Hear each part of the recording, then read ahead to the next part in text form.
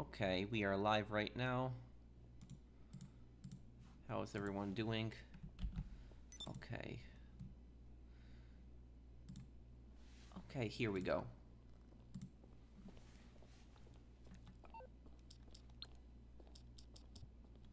Oh, can we help Mr. Wick first? Hello, Reward. How are you, man? Hey, everyone. Hey, Pickle, I tried to add you, but that PSN that you gave me, nothing came up when I put that one in.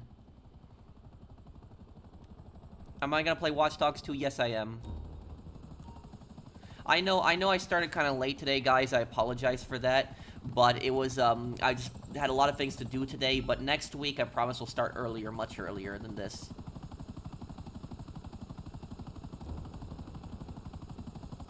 Hey, Maurice. How are you, man? I'm gonna help, Mr. Wick first. Yeah, we're doing Agent 47 today. That's the cosplay we're doing for today.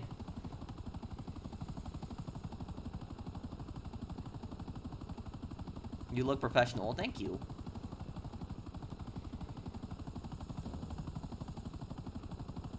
What music do you like? I like all types of music.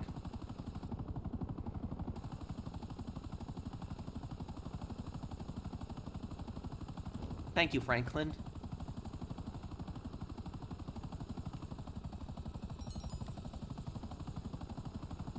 Oh, hello, Khaled. Invite you to the business.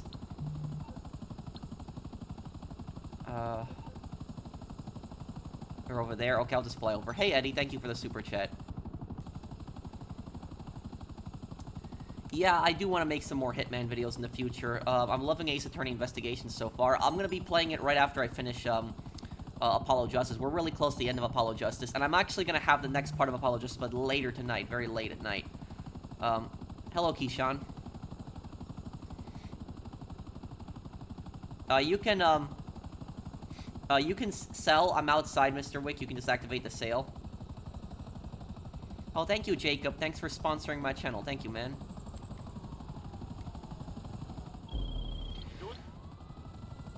I'll drive the truck, okay, or you can drive it if you want.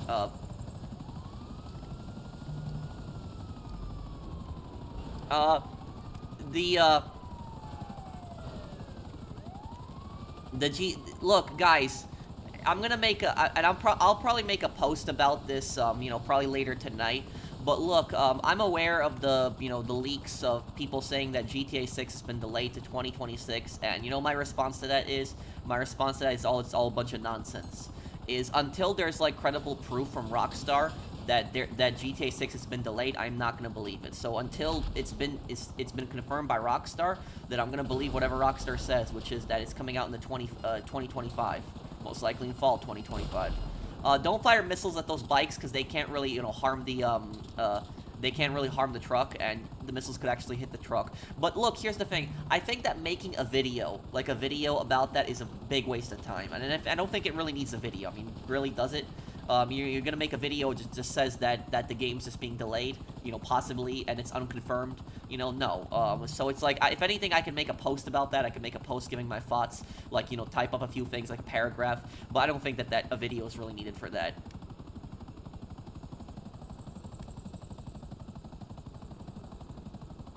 What's my PSN? My PSN is Polish Mercenary, but only friends can message me. But can you tell me what your PSN is again? Great charity stream the other day. Very cool of you. Thank you, Random. But I wasn't doing a charity stream. I'm a bit confused. Are you talking about the charities that I have linked on like my videos? Are you talking about those? I'm gonna be doing another charity stream. We're gonna be doing that in December. I always do, you know, 2 to 3 charity streams a year. I do them in July or June, and then I do another one in December. So it's always those months. But what do you mean, Random? I'm just a bit confused. Are you talking about the campaign that I have linked on the videos?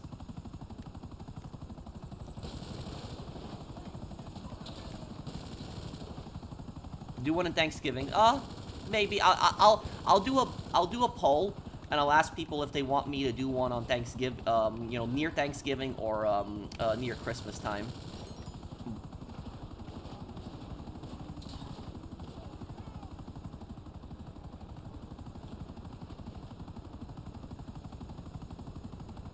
How many updates do you think are left for GT Online 1? December, and that's it. I may have been watching an old live stream. It was for Africa. Oh yeah, I did a lot of streams in the past for a lot of African charities. We're actually doing one still right now, not a stream, but I have actually I have a charity linked, and also is a charity link to my videos. So when I upload the videos, you'll see like a charity, like a fundraiser on them, and and all the charities that I always link, guys, they are safe. They're for YouTube. And those charities, I research them, I make sure that the charities are reliable, and also, here's the thing, whenever you see a charity that's linked directly to a YouTuber, like a YouTube video, linked directly to a stream, it's safe to donate, because that money does not go to the YouTuber, it goes directly to the charity. So that's one of the best things about YouTube. One of the best features on YouTube is their fundraiser features, is that you can just link it directly to like a video and like, you know, a stream, and the money goes directly to this charity. The YouTuber has no contact with that. Hey Pro, I painted a second painting of you. Oh, thank you, GP. Thank you for the super chat. I'll take a look at it a little bit later. Thank you, man. Pro, did you send me the friend request? I tried to find you, Keyshawn, but nothing came up.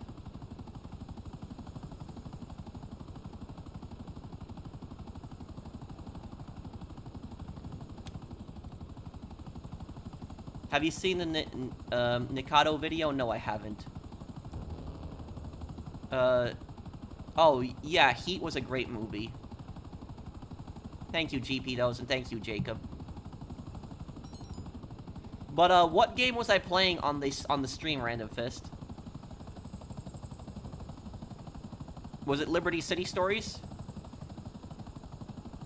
Possibly I could help you, Otto.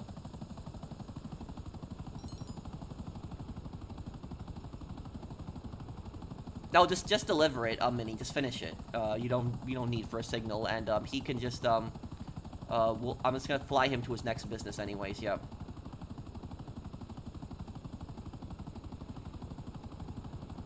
It's gonna be next part of Ace Attorney's gonna be late tonight. Did you hear about the band that could have had a song in GTA 6, but they complained on Twitter because they were offered only $7,500? Here's the thing: is that if I was a musician, right? Even if Rockstar Games had offered me like $1,000 to have the song in the game, I would take it. Because that is the best-selling game of all time, or at least one of the best-selling games of all time. And it would be stupid to, you know, not take that offer, because it's gonna give you you might not make a lot of money from what Rockstar gives you, but it gives you tons of advertising. Like, a lot of people know a lot of the songs from GTA. And so it's helped, you know, it's helped a lot of those bands.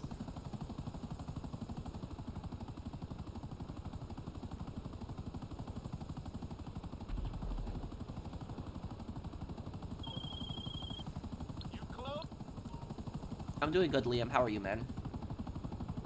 Let me go to cash, because that's when he needs to sell next.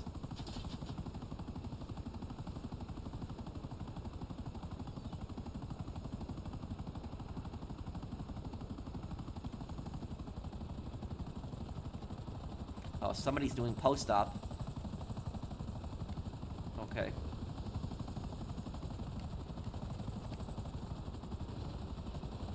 I put in the PSN that you gave me, Keyshawn. Nothing came up on it. Your PSN, nothing came up on it, Keyshawn. And when I tried to put in Pickle's PSN, it was like I got over 100 names. I hate when that happens sometimes, when like literally you put in somebody's PSN name and you get like 100 names. And I went through the list and I wasn't able to find Pickle. But for your PSN, Keyshawn, I wasn't able to find anything. I asked my friend also if he could search, and he wasn't able to find you too. So you might have spelled your name wrong. There might have been a letter off.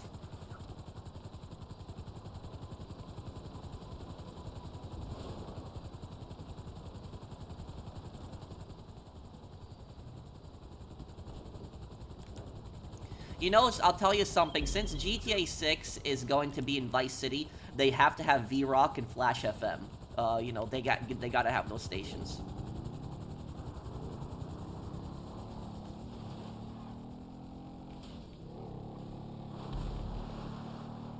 Why are you wearing a suit? It must be uncomfortable. Not really. I've gotten used to wearing suits.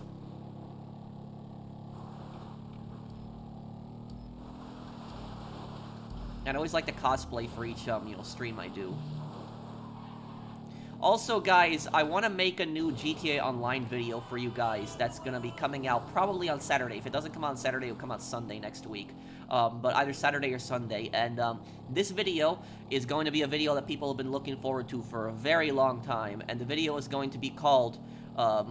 it's going to be called Top 10 Most Annoying Types of GTA Online Players in 2024, and I have a lot of footage from over the years I've been playing, and I think people are going to like it a lot. Is it right to cut out negative people even if they are family? Thank you, Zach, for the super chat. It depends. Because I believe in second chances. I believe that somebody can change and, get their life together and, live a productive life. But if somebody is not willing to change and they're just gonna, keep the same old things that they're doing, then, cut them out, don't deal with them anymore. That's what I would say. So it really depends on the person. It depends on what they've done specifically, what the bad thing that they've done. It depends on if they're sorry. It depends on if they're, willing to stop, if they're willing to change and become a better person. Because, there are, scummy people that become better people later in life, and they do change. But there are some people that don't. But it really depends on the situation. Like, Zach, is this person willing to change, like, that you've talked to? Like, have they apologized? Are they willing to change? If they're not willing to change, if they're not willing to apologize, then I wouldn't deal with these negative people. That's what I'll say. I'll tell you guys a horror story. I'll tell you guys my cousin. So, my cousin, he was basically banished from the family. Like nobody in my family wants anything to do with him. Like, nobody will talk to him. My dad won't talk to him. My mom won't. His own mother won't. Nobody will talk to him. And if you're wondering, why they banished this guy from the family, what did he do specifically? Basically, he went into the, and when I was a kid, I looked up to him a lot. He was a much, because he was older than me. He was like over 10 years older than me. So when I was a kid, I looked up to him a lot. He went into the Marines. He didn't serve in any combat, but he went into the Marines when I was a kid, and he was kind of a role model for me. But then when he got out of the Marines, he just, started, doing a lot of bad things, constantly getting into fights, brawls with people. He started doing drugs. My uncle, who was his father, tried to help him out a lot. He went to a bunch of different rehab places. My uncle, what he did was he saved up a lot of money and he got him an apartment. And what he ended up doing is he ended up trashing the entire apartment. He destroyed the entire apartment, put graffiti on the walls, punched holes in the walls, destroyed the entire apartment. And he was constantly getting arrested for something, getting arrested for getting drunk in, public, getting arrested for, fights. And it got so bad that what he started doing is he put tattoos all over himself, like tattoos on his face, his body. Like he didn't look like he did in the past, and he was like clearly on some drugs and had some issues, and my family had like tolerated it for like a point. But basically, what was the breaking point? What was the point where they pretty much just banished him from the family and said, we don't want any contact with you whatsoever? Was, and this is a pretty disturbing story. My uncle, passed away over a decade ago. This is when this started happening, and he had a heart attack. And a lot of us in the family believe that what contributed to his ill health was watching his son basically go down this, negative spiral. And what ended up happening is my cousin, was late for his own father's funeral. And when he did show up to his father's funeral, he showed up drunk. I remember that too. And it caused a massive scene. It was one of the worst things I've ever seen in my life. And at that point, my entire family had banished him. They kicked him out. They don't talk to him. I don't even know what he does. They don't know. My dad, I know, got a friend request from him on Facebook, like literally like a year ago. My dad just instantly blocked him. So that was, so that's what I'll say is that, some negative people, definitely cut them out of your family. Cut them out. Don't talk to them. Cut contact with them. But it depends on really what they did. It depends on the severity of what they did. And it also depends on if they're willing to change, if they're willing to apologize. What made him flip out like that? I don't know. It's called PTSD. Well, I don't know if he had PTSD, but he did not serve in combat. That's what I know. So he never, he was a Marine, but he didn't serve in combat. That's what I know about him. So I don't know if it was the training. I don't know if it was the stuff that he went through at the bases that he was at. I don't know if that had anything to do with, his, mental condition going down. I don't know. But I know that my uncle and my aunt tried so many times to get him help. They were so nice to him. They were so patient. They bought him an apartment. They paid for all these programs to help him get his act together, and he wouldn't. And it's one thing if you have problems, but it's another thing if you lash out at people. If you lash out at people like your father, your mother, you take it out on them, you're really aggressive towards them, you disrespect them, and you beat people up. Like, he got into numerous fights. He didn't beat up his dad or his mom, but he got into numerous fights, constantly getting arrested. So it's like there's a point, there's a limit that people have. That's what I say. My uncle was very kind to him, always tried to help him out, but it didn't work out in the end, unfortunately. So I hope that answered your question. So should you cut certain people out of your life? Like I said, it really depends on the situation. It really depends on what they've done, how bad the thing is that they've done. It depends on whether they're sorry. If they're willing to change and they're willing to get their act together, then yeah, give them another chance. But if they're not willing to get their act together and they keep doing bad things, cut them out of your life. That's basically what I would say. Just ignore them. Don't talk to them.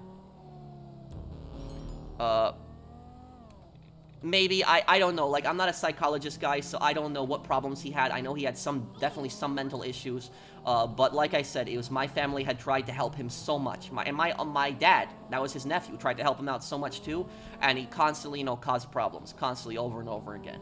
So that's what I'll say. Did he serve jail time for all his fights? Yes. Did I answer your question, Zach? Usually brings up their self anytime I speak to them. Always poor me attitude. Look, that right there, Zach, who is this person to you? Who is this person? Is this like a family member? Is this like a friend? Who is this person exactly? But I will say, though, is if somebody is constantly bringing up their problems to you, like constantly about, the stuff that they're dealing with, but they never ask you about the stuff that you're dealing with, they never ask you what your life is like, that's early signs of a narcissist. A narcissist is somebody who basically thinks that they're smarter and better than everybody else. And so if they're like constantly, I'm always the victim, I'm always, something bad is always happening to me, but they never care about anybody else. They always expect you to help them with their problems, but they will never help you with anything else. That's all I'll say about that. I don't believe in second chances. I do believe in second chances, but it depends on the situation, Ricky. I do believe that people can change. There are people who have gotten their lives together. I mean, like, you look at a person like 50 Cent, like for 50 Cent, for example, when 50 Cent was younger, he got into a lot of trouble when 50 Cent was younger. He did, I know he served time in prison.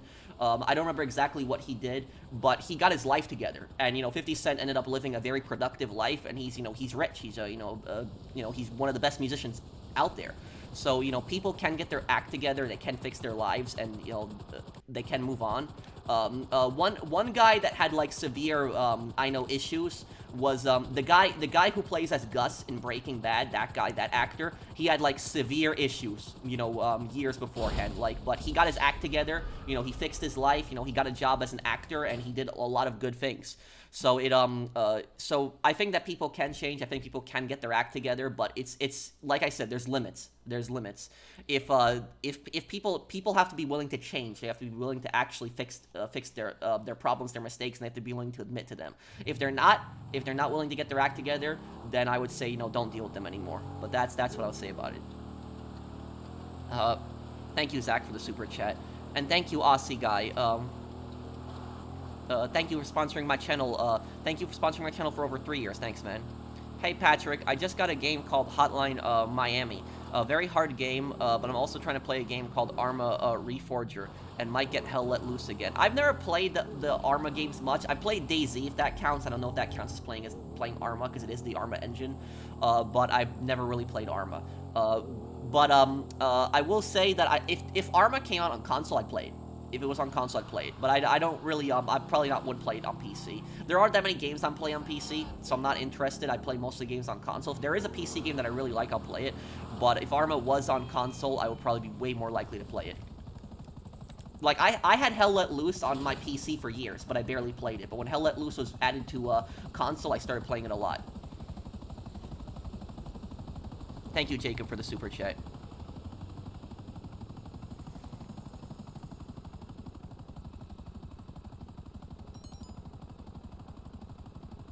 Hey, Pat, I'm not able to play with you GT Online because my best friend passed away. I know him since middle school. He crashed a car.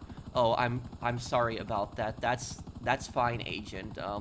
You have my condolences. I'm really sorry for your loss, man. I hope that everything is okay with you. I'm sorry for your loss, man.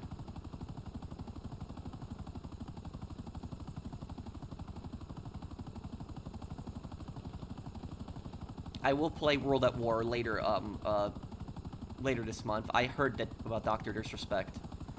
Well, happy early birthday, Mark. Beware flying over Chumash. Yacht's defenses are on. Thank you for telling me, Fernando. Well, you have my condolences, Agent, and I'm really sorry for your loss, man.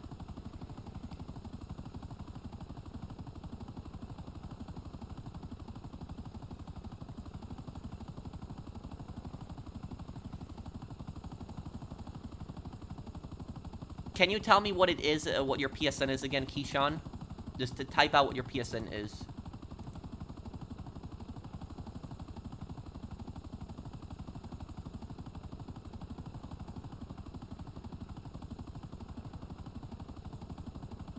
I didn't know that, Gunner. That I didn't know.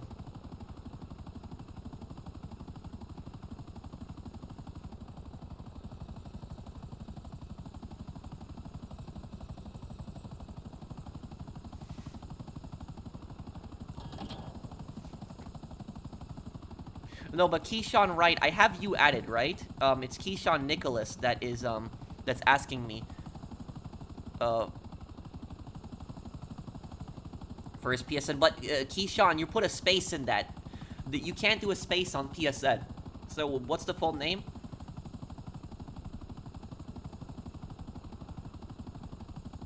Yeah, I did read Mark's super chat. I said happy birthday, Mark. Everyone wish Mark a happy birthday. His birthday is gonna be on Tuesday. I discovered you around COVID, so I could never understand only knowing you as Mr. GTA Online. Oh, thank you, James. So you discovered my channel right when I started doing like a lot of other games, when I started playing other stuff. That's right. Yeah, cause around that time, around when COVID happened, that's when I transitioned my channel away from GTA into like other stuff. I still do GTA, I still cover the updates and do guides, but I wanted to, you know, start doing other content, other games.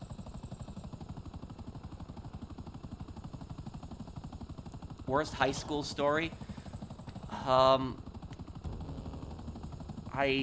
don't know. I'd have to think about that one.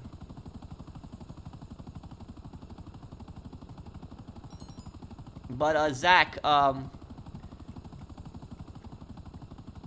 did you, are you still here, Zach? Can you tell me this toxic person that you were dealing with? Who is this person to you? Is this like a family member?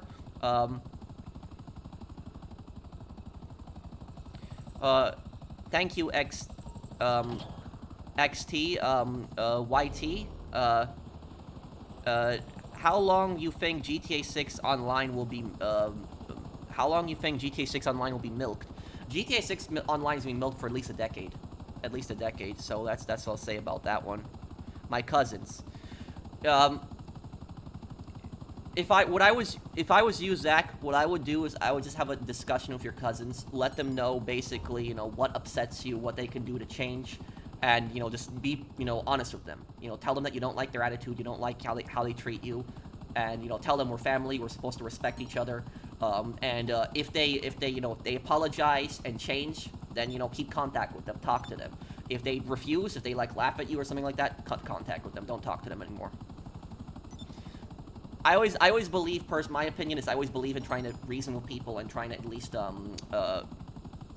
get people to change. But if they're not willing to change, then don't talk to them.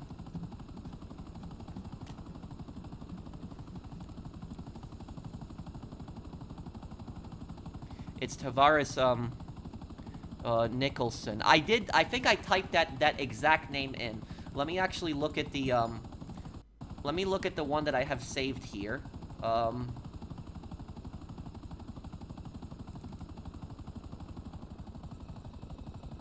Yeah, I typed that name in, Keyshawn. It didn't come up. Fernando, are you still here, man?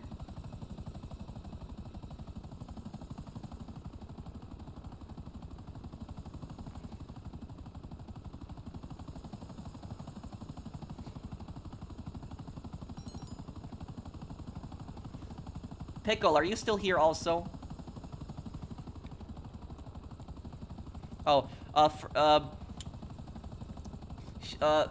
Keyshawn and Pickle, could you guys, Fernando, could you do me a favor? Could you add both of them and then after the stream, I'll check your friends list and I'll add both of them because I only my friends can message me, so nobody else can message me. And when I tried to add them both, when I put their PSNs in, nothing came up. You know, if you guys can vote Keyshawn and Pickle, if you guys can add Fernando, if you guys can add Fernando, I will add you guys after the stream.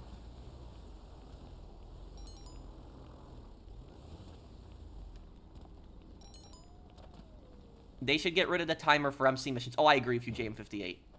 Thank you for the super chat.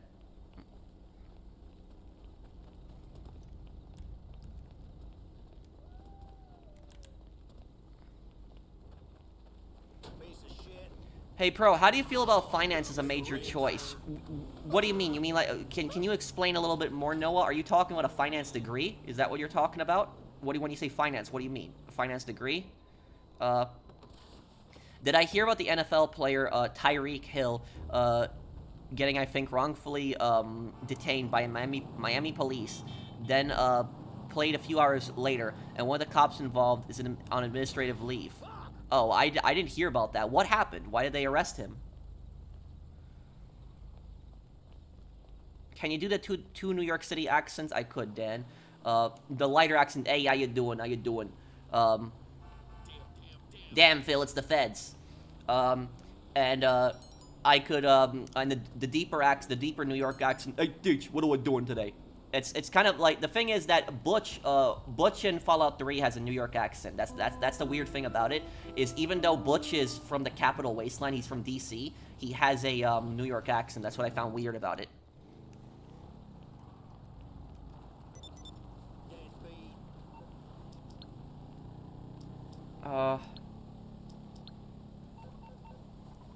Okay, let me see. Who needs... Okay, I will help Chasaruni sell next, and then after I help Chasaruni, I'll help WRV sell next.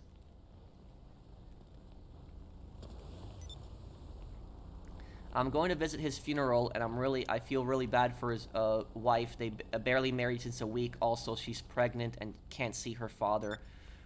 Oh, I'm so sorry about that, Agent. I'm really sorry about that. You have my condolences.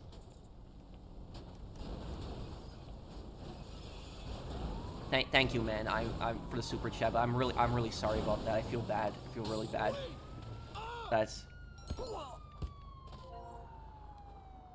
I'm sorry that you're going through that.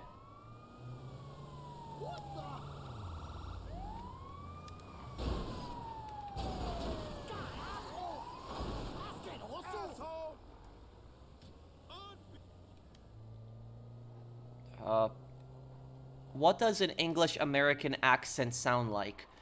An English-American accent is oftentimes called the transatlantic accent. But basically, the English-American accent, you guys have seen it in one of my playthroughs. In Manhunt 2. What's the name of the gang in Manhunt 2? The gang that goes after you with the suits, like they wear black suits. What's the name of those guys in Manhunt 2? Those guys have English-American accents. The accents that they have, yeah, it's transatlantic accents. I know that. It's a very rare accent. It's an American accent, but it doesn't. It's very little people have that accent these days. Very little, but it still exists. Watch Dogs. Yeah, Watch Dogs. Those guys. Okay.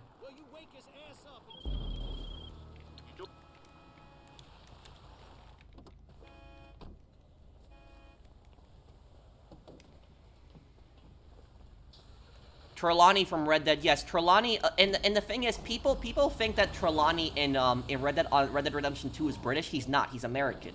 The accent that Trelawney has, it's an English-American accent. It's a very rare accent, but it's an actual accent. It's an English-American accent. Pro, who do I add? Fernando, Sheep Taco Man. Fernando, can you post your PSN again for Keyshawn? He's my moderator. You'll see his name.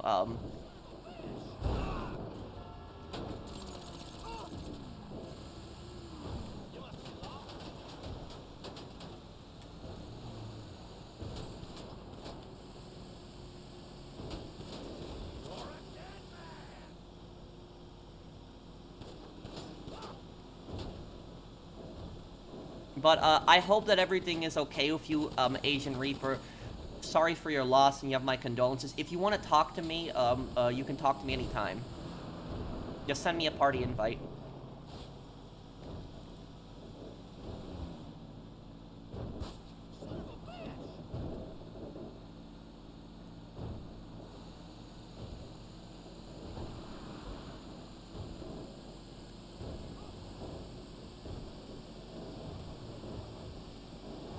Okay, Keyshawn.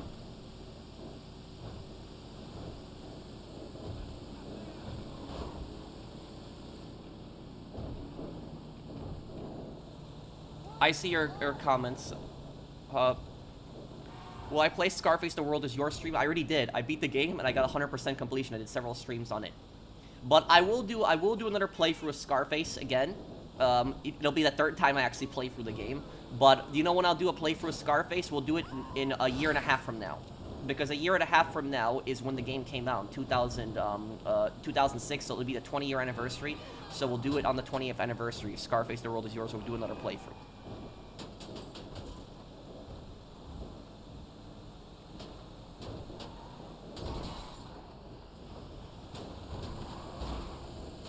Can you say happy birthday to my friend DG? Well, happy birthday to your friend, Gemloss.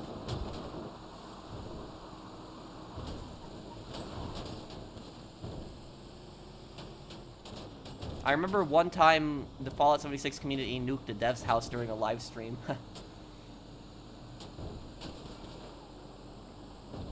I can't wait till they add playable ghouls to that game. I really want to play as a ghoul and I want to see what that's like. So I'll try it out. I'll see what it's like. I really hope. Is there like a Fallout 76 feedback page? Is there one like a where you can message the developers? Do they have like a feature like that? Because I would really like to recommend to the developers. Before they cut. I don't know how long Fallout 76 is still gonna go on for, but I really hope that they eventually add a playable super mutant race. Like, I would really like to see that. I know it might be very difficult to do in like a Fallout game with the Pip-Boy and stuff, but I would like, they added playable ghouls. I hope they add playable super mutants. This is like an online Fallout game, so I'd really like to see that. So I really would hopefully that one day they add that to the game. I know there's like mods for like Fallout games where you can play as a super mutant, but I would like to see like in Fallout 76 where you can play as one.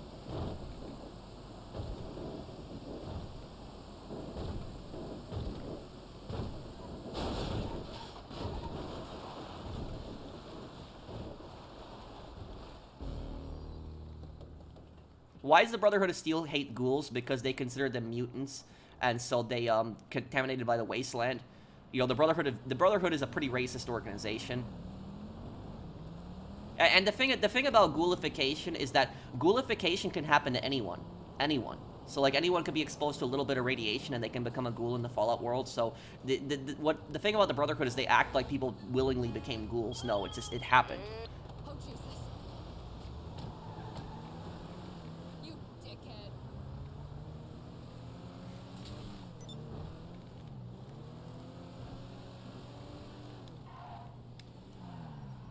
But yeah, Enclave is worse. Oh, it definitely is. But that's why that's why in the Fallout TV show in the Fallout TV show what was his name? Thaddeus.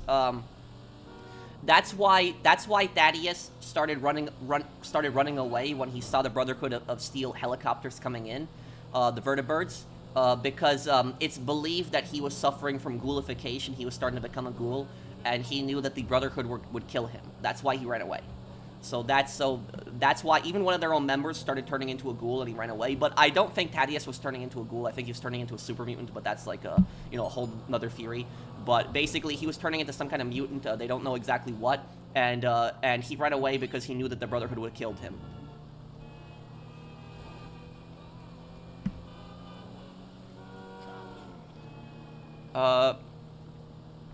Will I ever play the Batman Arkham series?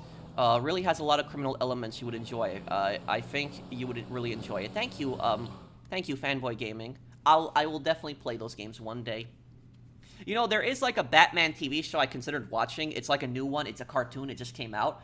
It's like, and it's I forget the name of the show, but it's like it's new episodes that are made right now, so it's brand new. But the style of the show, it's like the old Batman show from like the 1990s.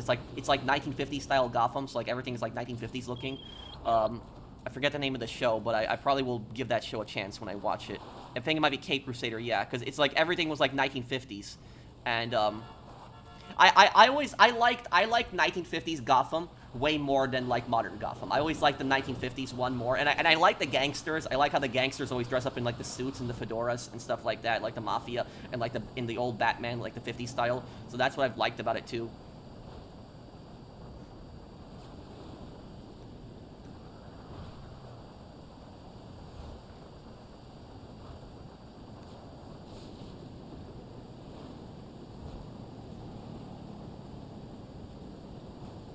Who's worse, the Brotherhood, Institute, or Enclave? Enclave. Because the Institute does kill a lot of innocent people, but most of the time the Institute is gonna leave most people alone, where the Enclave ultimately, the Enclave's ultimate goal is to kill everyone. That's what the Enclave's ultimate goal is.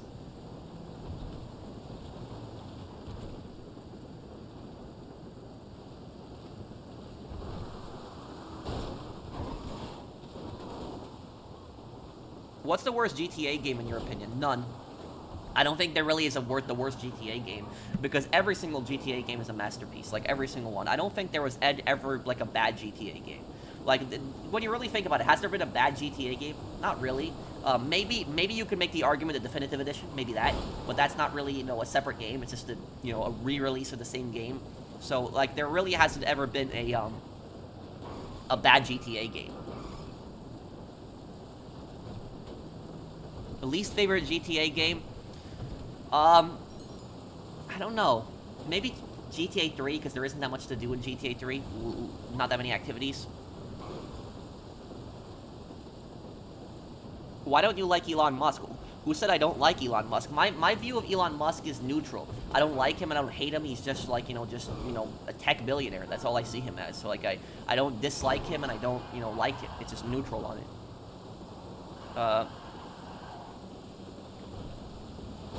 What happens if Germany wins World War I? The same thing that happened after World War I would have happened, but reverse. Instead, what would have happened is Britain and France probably would have fallen to fascism if Germany won World War I. So what people don't know is that if Germany won World War I, they would have done the exact same thing that Britain and France did to Germany after World War I. They would have done the exact same thing, but to them. So like, they would have probably forced them to accept blame for the whole war and pay massive amounts that would bankrupt their countries, and then Britain and France probably would have fallen to fascism. So that's probably what would have ended up happening. So it probably would have been just the reverse.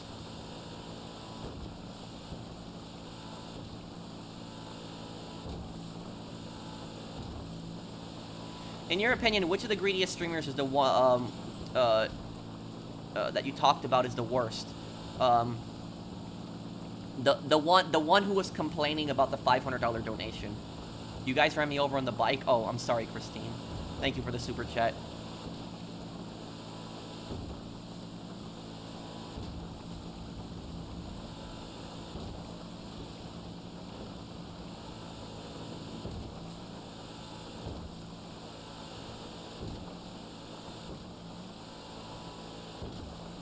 I think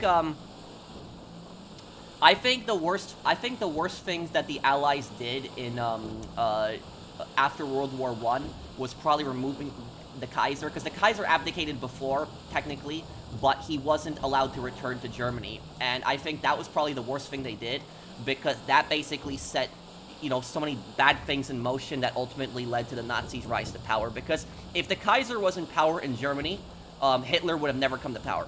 That would have never happened. Because the Kaiser absolutely hated Hitler, just despised him. So it would have, Kaiser, Wilhelm would have never allowed Hitler to come to power, but removing Kaiser Wilhelm was probably the worst thing that they did, because it basically created a monster in Germany. You had a dangerous extremist that ended up taking over the government, and ended up waging war on pretty much every single European country, and millions of people died. It was horrible. So it was like that's one of the reasons why America actually didn't remove Hirohito when America defeated Japan in World War II. That's one of the reasons they didn't remove Hirohito, because they were worried about that exact same situation happening again. That if you remove the emperor, that it's gonna eventually that somebody's gonna take power that's gonna be worse than him, and it's gonna be much worse.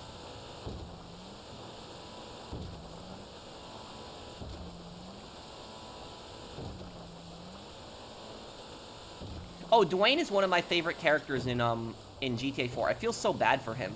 You know, even though Dwayne's like a criminal, he's done bad things in his past. Like you just sympathize with the guy. You feel bad for the guy.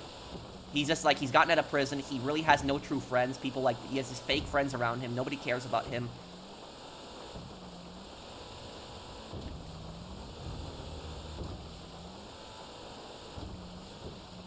Did your mom ever tell you how World War II was caught in communist Poland? Did they cover the invasion of 1939, and were the Soviets hailed as liberators? Yes. I asked my mom basically about like the education system in Poland, and the education system in Poland had basically taught that the Soviets were like liberating Poland when they invaded in like 1939, and also about the most offensive thing that was in the communist education was they attacked the Warsaw Uprising. So the rebels who fought in the Warsaw Uprising, they wanted to free Poland from Nazi and communist occupation. They wanted an independent, free Poland, and they ended up dying in the Warsaw Uprising. The Nazis ended up winning, and the Soviets refused to help the resistance, the Polish resistance during that conflict, because the resistance was anti-communist, and the Soviets, Stalin knew that if the Polish resistance ended up winning, that they would have created their own government, and that Stalin wouldn't have had any grounds to create a government after that, and he would have been seen as an aggressor by the entire international community. So that's why he didn't help them, and he basically let the Nazis end up killing most of them. And they taught, in the Polish education system, they taught that the Warsaw Uprising was like a bad thing, and that the people didn't need to do that, and they didn't know what they were fighting for, and just a bunch of stuff. Like, they just insulted all those people who had, like, laid down their lives to stop, like, Nazi occupation. But also it was I remember that my dad was in the military in Poland in like the 60s, and he was in the military because he didn't go to college, and in Poland, if you did not go to college, you were conscripted into the military. It's like a bunch of communist propaganda. And when my dad was in the military, he basically told me that the Polish military was teaching their soldiers that like the America had like invaded like Vietnam and was like pillaging it, and they were like mass murdering like children and like raping women and just destroying the entire country. So like there was a bunch of propaganda that was going around.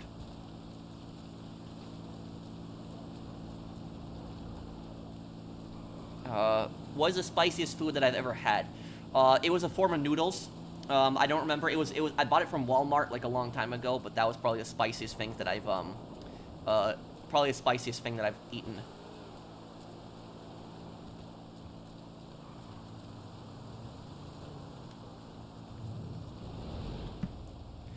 I think Phil Collins, that they should, because you can't remaster Vice City Stories without Phil Collins.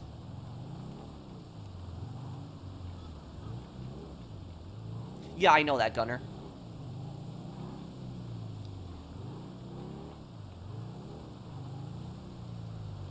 Can you add me, Pro? I can try to add you, Silix Gaming. What's your PSN?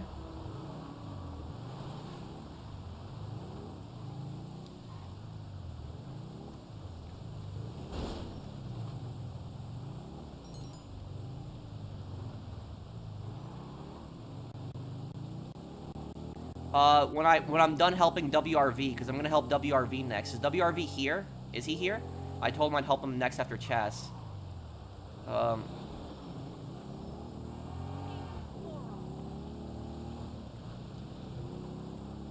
Would you like to talk to a celebrity you don't like? Not really, no. Because it's gonna be a waste of time. Like I would much rather talk to a World War II veteran, like somebody who like stormed the beaches of like Normandy, than like talk to some entitled celebrity.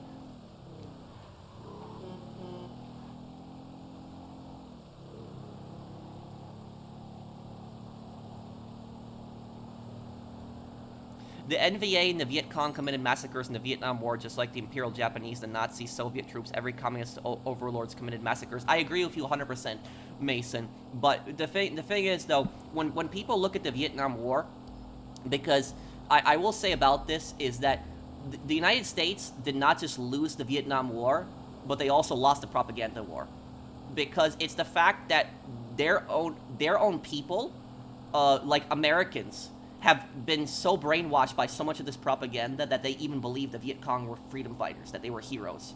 And the point that I'm getting at here is you can be against the Vietnam War. I'm not saying that the war was justified, but if you think that the Viet Cong were freedom fighters or heroes, you're an idiot.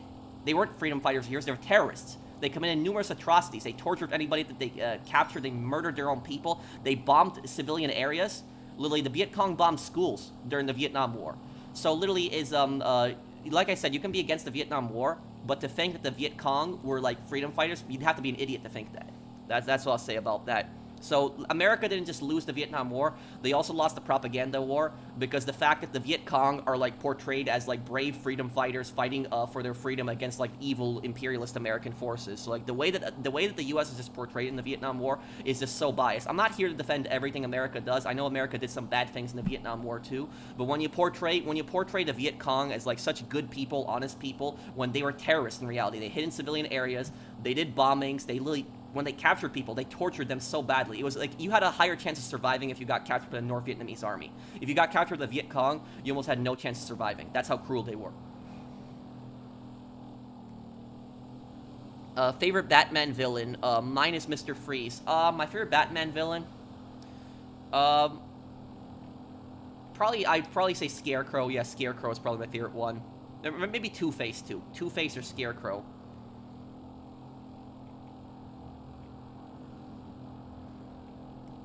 Viet Cong are fighting oppressors, occupiers. Here's the thing is, no freedom fighters, no true freedom fighter is ever going to mass murder their own people. No true freedom fighter is going to ever do something like that. So that's what I will, if you, just go on Google and just type in, Viet Cong massacres, and you will see like a list, like just going down for like 20 years of the Vietnam War. You'll just see so many atrocities, so many bad things they've done. Like I said, they bombed schools. There are reports of the Viet Cong bombing schools in Vietnam, like South Vietnamese schools. And do you know why they bombed those schools? They bombed those schools because they deemed those South Vietnamese kids as kids of the upper class. They were the upper class. They were capitalists. So literally they bombed schools. So literally is, no freedom fighter is going to do something like that. So the Viet Cong are not freedom fighters. They are terrorists.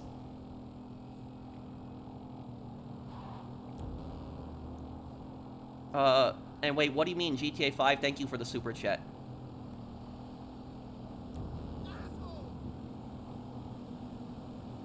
What was the worst experience working at the gym? Oh, this one, I can answer this one. My worst experience at the gym? Oh, this is easy. They were, when I was at the gym, this is like, maybe like a year and a half ago, maybe longer than that. It hasn't happened in some time, which is at least a good thing. It hasn't happened in a long time. But basically, yes, they did, Gunner. That's basically what the Polish education system did. Is the Polish communist education system branded the Polish Home Army as puppets of like Western imperialists. That's like what they would do constantly. Yeah, the lat pull down story. So look, there is a lat pull down machine that I use at the gym when I'm working out, and there's this one guy, this buff guy, right? And what the guy does is there's like this little knob that you twist on the machine. It's not part of the workout, it's part of the leg rest. So like when you adjust the leg rest, it's to prevent you basically from going up all the way. The leg rest is, basically keep you in place, when you are when you're working out. And if that leg rest is wrong, if it's off, you can't work out. If it's like in a bad position, it's very uncomfortable, very bad to work out on that machine. So this really buff guy, what he does is he takes the knob on the leg rest and he twists it like really badly, like really hard. And he twists it like so hard that it's virtually impossible to open. Like you cannot open it. Like he twisted it with like all his strength that you can't open it. And like I've used both my hands. I've tried to open it. I can't do it. And the thing is, I've asked people who are much stronger than me at the gym if they could open up the machine, if they could open up the knob, and they can't even do it. Like there's one guy I talked to, he's like, I'm not even gonna bother. And he said that he basically said that the guy keeps doing it over and over again. Like, I've tried to unlock it, I can't. And what this guy does is this guy laughs at people. So when he locks the machine, he twists the knob so much. When other people cannot open the machine, he laughs at them. So like the really buff guy did that, and like the other guy told me that he's on a power trip. He's probably on steroids. So like the guy was apparently on a power trip, and he was just making fun of people constantly. Like, he would lock the machine out, people couldn't use it, and that guy was the most annoying person in my life I've ever dealt with at a gym. And what ended up happening is the people at the apartment complex, the management, even put up a sign that said, "Do not over twist the knob." Literally, there's a sign that says that, because it happened so many times and so many people made complaints. And what happened is somebody ripped the sign off. And I don't know who did it. I wouldn't be surprised if it was that guy who ripped the sign off. But it hasn't happened in like over a year. Over a year, I haven't seen that guy in over a year. It hasn't happened in over a year, and so probably either he moved away or he got kicked out. I don't know what happened. So thankfully, it doesn't happen anymore. But that was like a that was the most annoying experience I've ever had at the gym. That.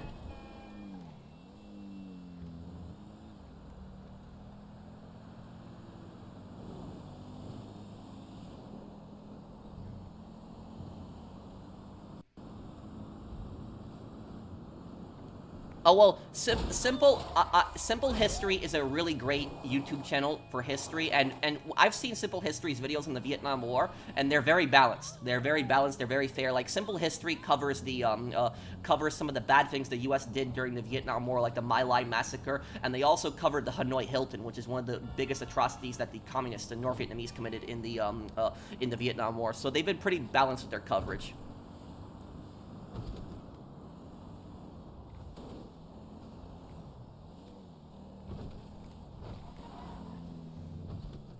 Oh, WRV, if you cannot join the session, then I'll just help you for heist later. You can just invite me to that later. I don't know, I can't play a lot of VR games because I get sick. Like, I have bad sicknesses, like I get dizzy and stuff when I play certain VR games, so I just can't play them. Do I play Call of Duty Zombies much? No.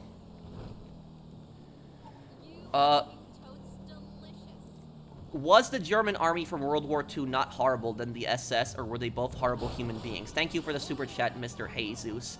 The least evil unit in the German army during World War II was the Volkssturm.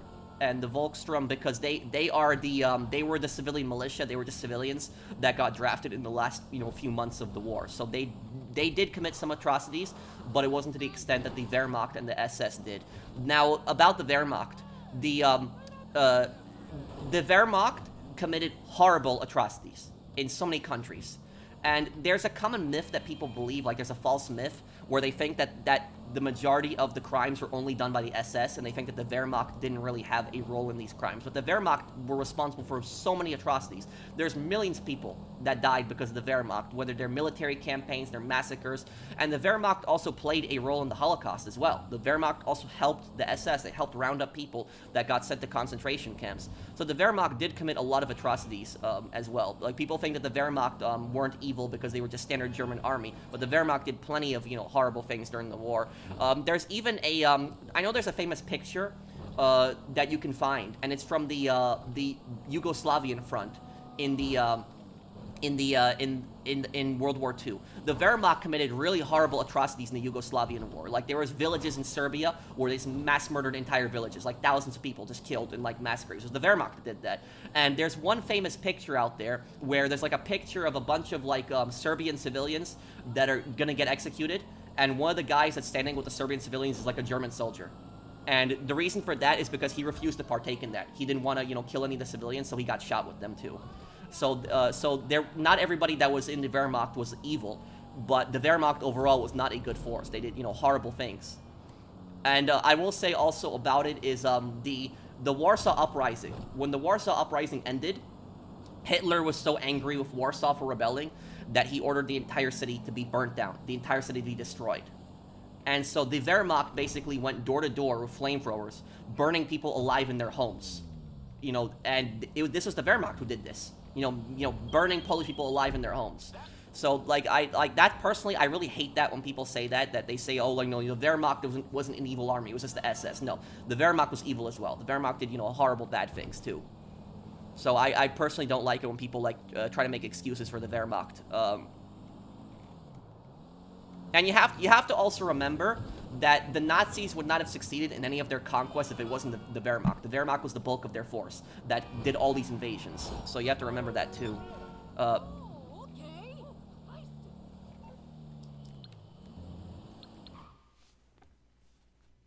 Have I seen Full Metal Jacket? A long time ago.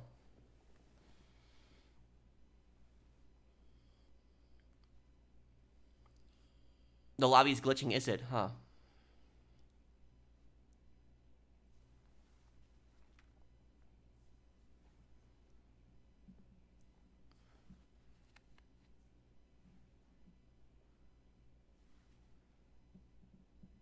Do you have any relatives that served in World War II or Vietnam? I had nobody that fought in Vietnam. My family was not in America at the time of the Vietnam War. As for World War II, my great-grandfather, he had served in 2 fronts during World War II. He served in the Polish front in 1939. My great-grandfather was actually one of the soldiers that fought on the eastern side of Poland when the Soviets invaded. The Soviets invaded 2 weeks after the Germans did, and they invaded eastern Poland. And my great-grandfather was one of the Polish soldiers that ended up getting captured at that time. So he got captured, and he got sent to a gulag in Siberia, like, a work camp in the middle of the freezing tundra. He got put on a train, and he was on that train for 2 days with no food or water. And when he got off the train, they were somewhere in Asia. It was still the Soviet Union, but they were somewhere in Asia. They weren't in Europe at that point anymore. And what happened was the Soviets gave the prisoners basically spicy fish to eat. And people died of dehydration. So, like, they didn't have anything to, drink or eat for 2 days. And then they died of dehydration in that. They gave them spicy food on purpose, and they died from dehydration. And imagine dying of dehydration in, the freezing tundra. But that happened.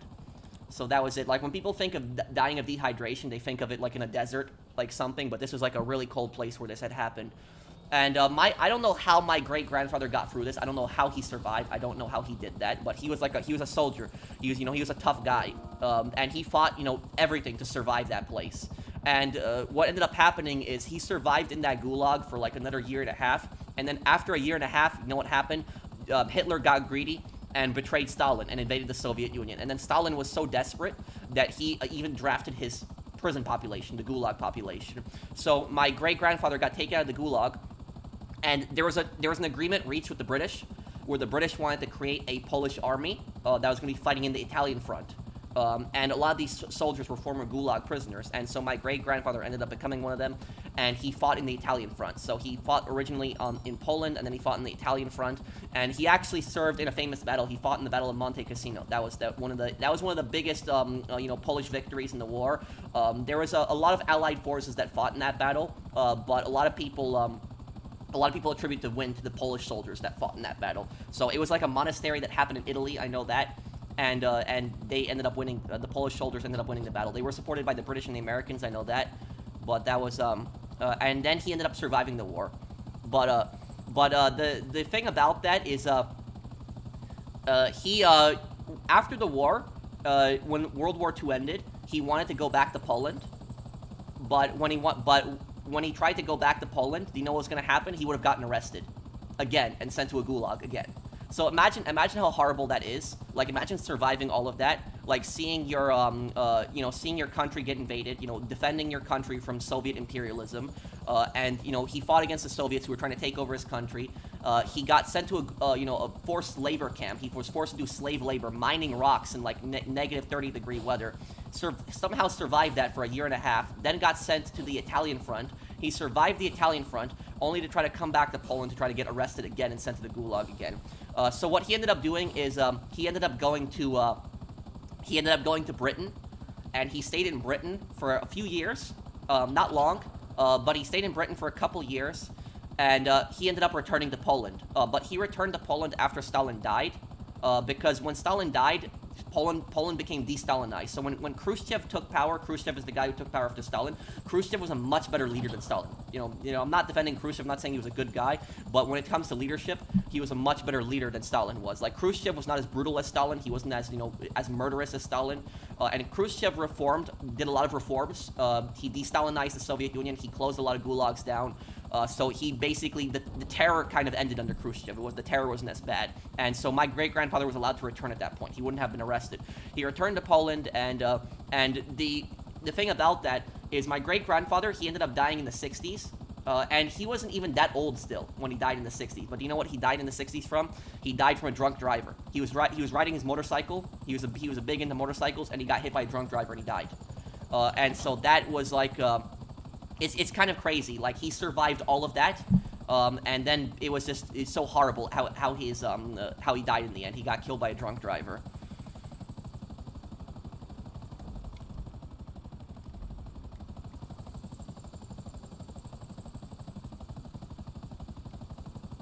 This was from my mother's side.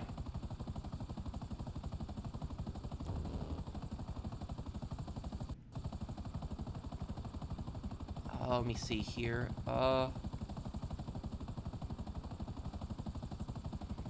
Were the Luftwaffe, Air Force, and Kriegsmarine Navy responsible for any crimes against humanity during World War II? Oh, yeah.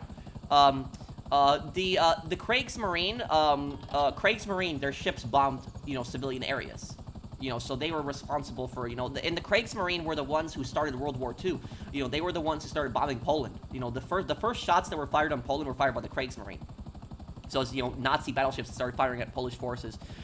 When it comes to Luftwaffe, the Luftwaffe committed horrible, crimes during the war. The bombings, intentionally targeting civilian areas, but also it was the Fallschirmjägers.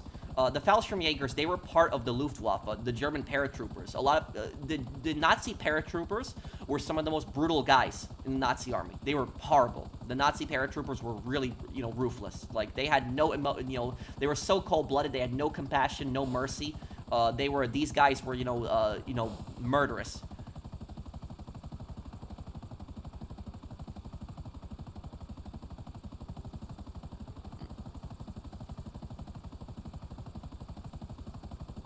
Thank you, Own Titan.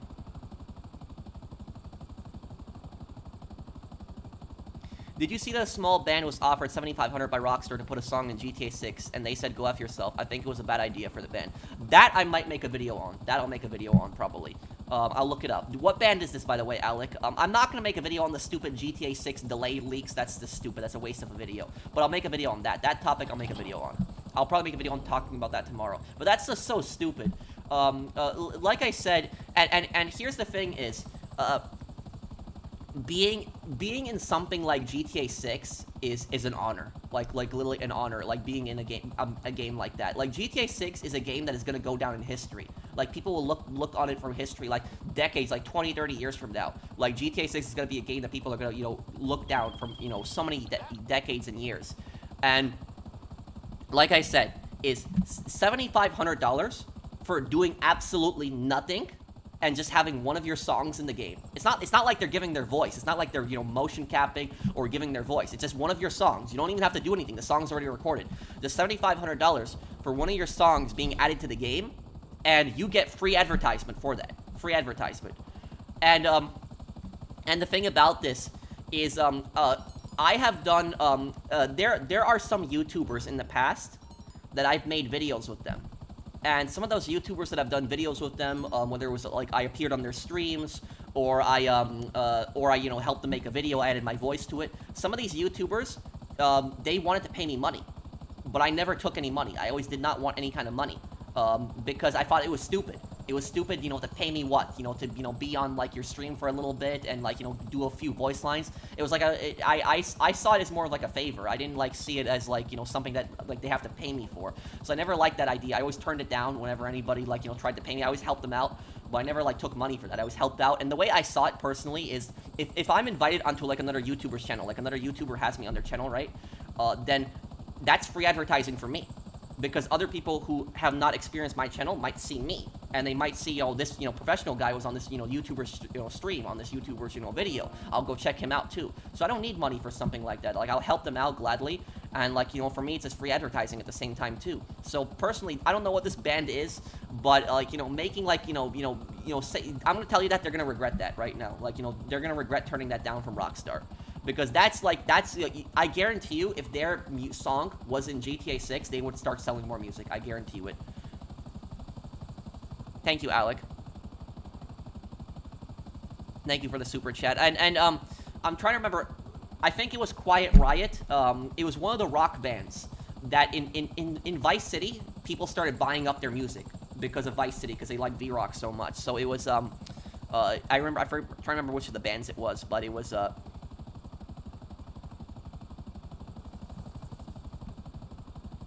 your great-grandfather was very bass pro. What was his name? Also respectful to him. Thank you, Tristan. Unfortunately, I don't remember his first name. I remember his last name, my mother's last name, but I don't, well, before she was married, but I don't remember his first name, unfortunately. My mom has, like, a big picture of him in her room, but I remember the whole story. But I will ask my mom what his first name is, and I will tell you that next time, Tristan. Thank you for the super chat.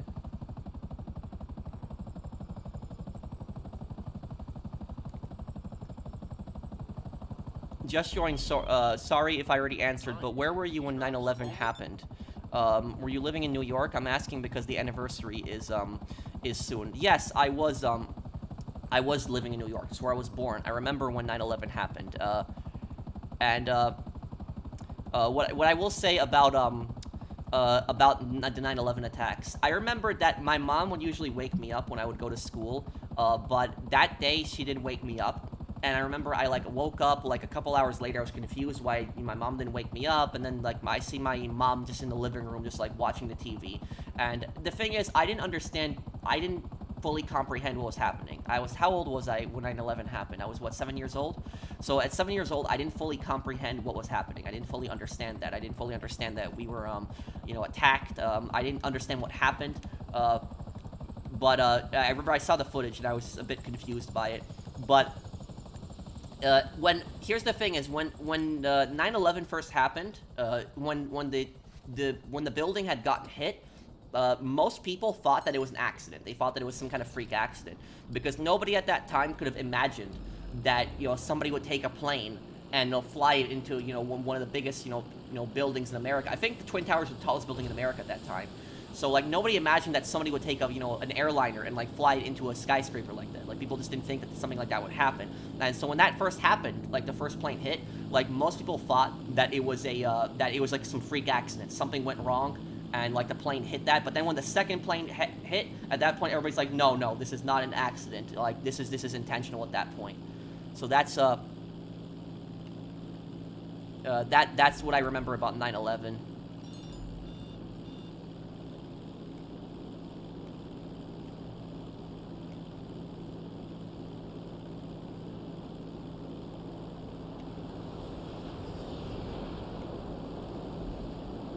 Well, the 1990s, historically, the 1990s are some of the worst time periods in Russian history. Like, the 1990s are really bad. They had, really bad, their entire economy had crashed. They were just in a really bad state. They had no money. They were completely broke. Their infrastructure was falling apart. The mafia had taken everything over. Rich oligarchs that were stealing government property.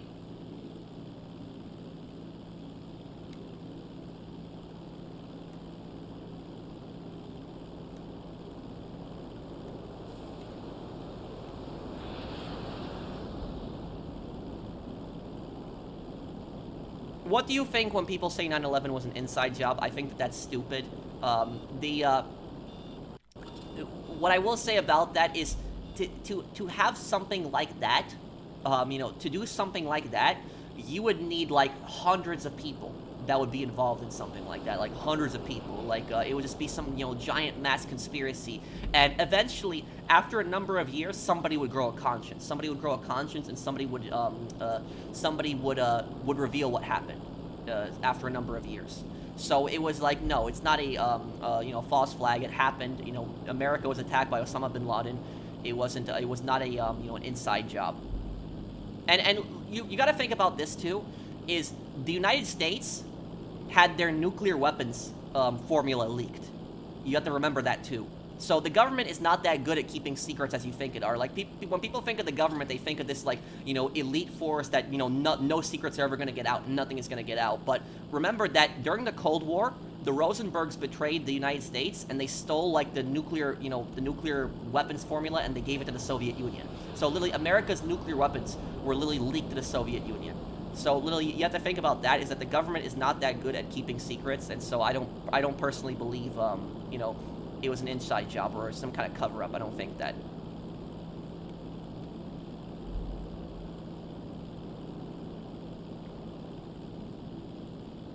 Thank you to Hood for the super chat.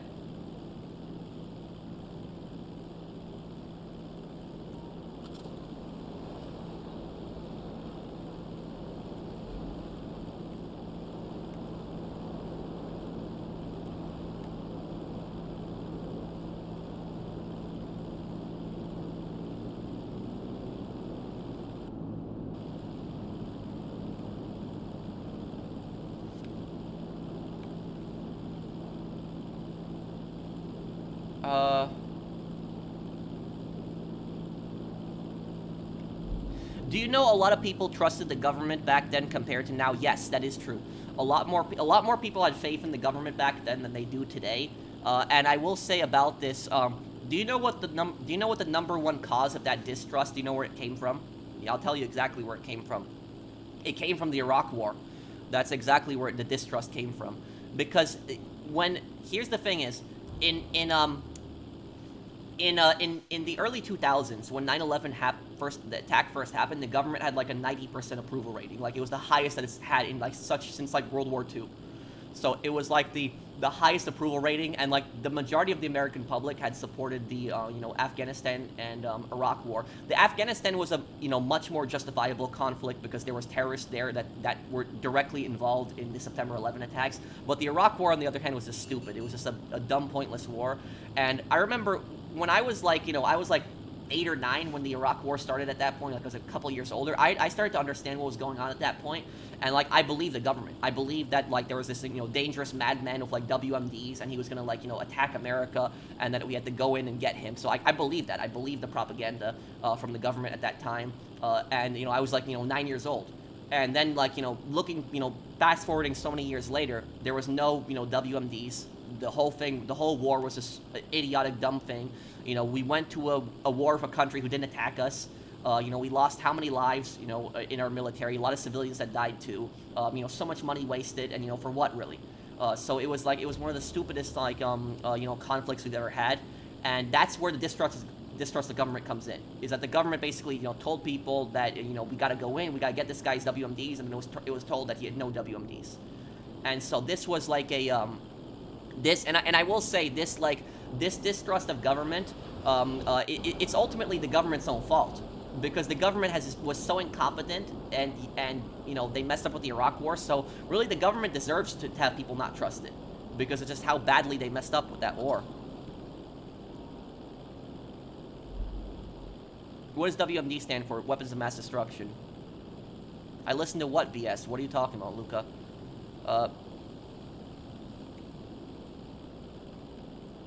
What is Agent 47 doing playing GTA 5? Huh?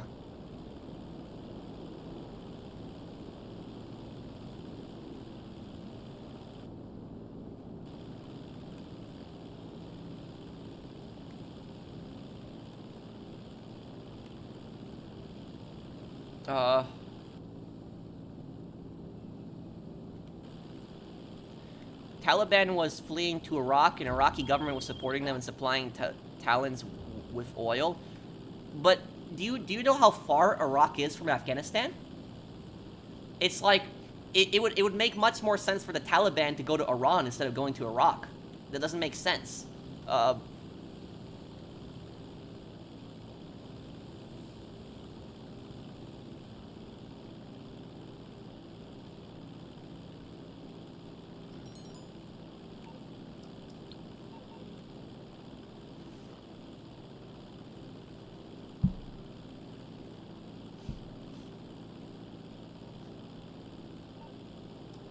Okay,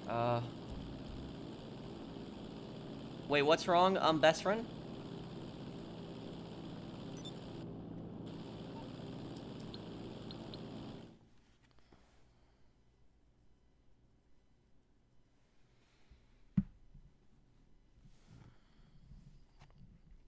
A lot of people agreed with George Bush's comment: the terrorists can destroy the buildings, but they can't destroy American resolve and togetherness. That statement is very true to this day. Well, what I will say about him ultimately is he would not have been regarded as that bad of a president if he never attacked Iraq. And so that's what I'll say is that he will forever be known as the president who started the Iraq War, and that is why so many Americans hate him for that.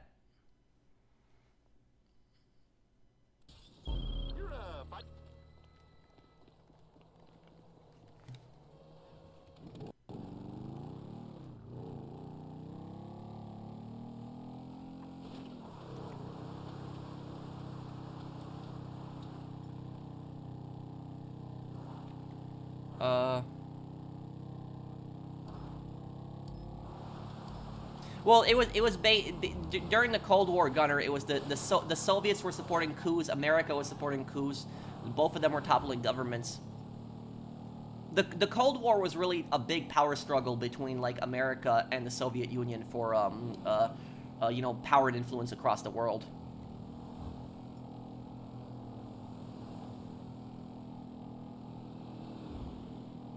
Hey, Pro, what do you think of President Truman and Nixon? I think that Truman was I think Truman was ultimately a better president than FDR. Because the thing is that FDR made a lot of concessions to the Soviets. Like there was a lot of stuff that he gave to the Soviets. But Truman was basically that no nonsense type of guy, and he didn't tolerate. Like Truman was not scared of Stalin at all. Like he was not scared of him. And so that's why I say is Truman was that no nonsense type of guy. Like and the thing is, if you pissed Truman off, Truman would curse you out. Like, and I'm not joking, he would actually curse, he would curse out world leaders.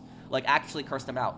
So, like, Truman probably is regarded as the president that probably used the most amount of curses. Like, he would just curse a lot of people out that just pissed him off. But ultimately when it came to dealing with the Soviets were just constantly taking advantage of America.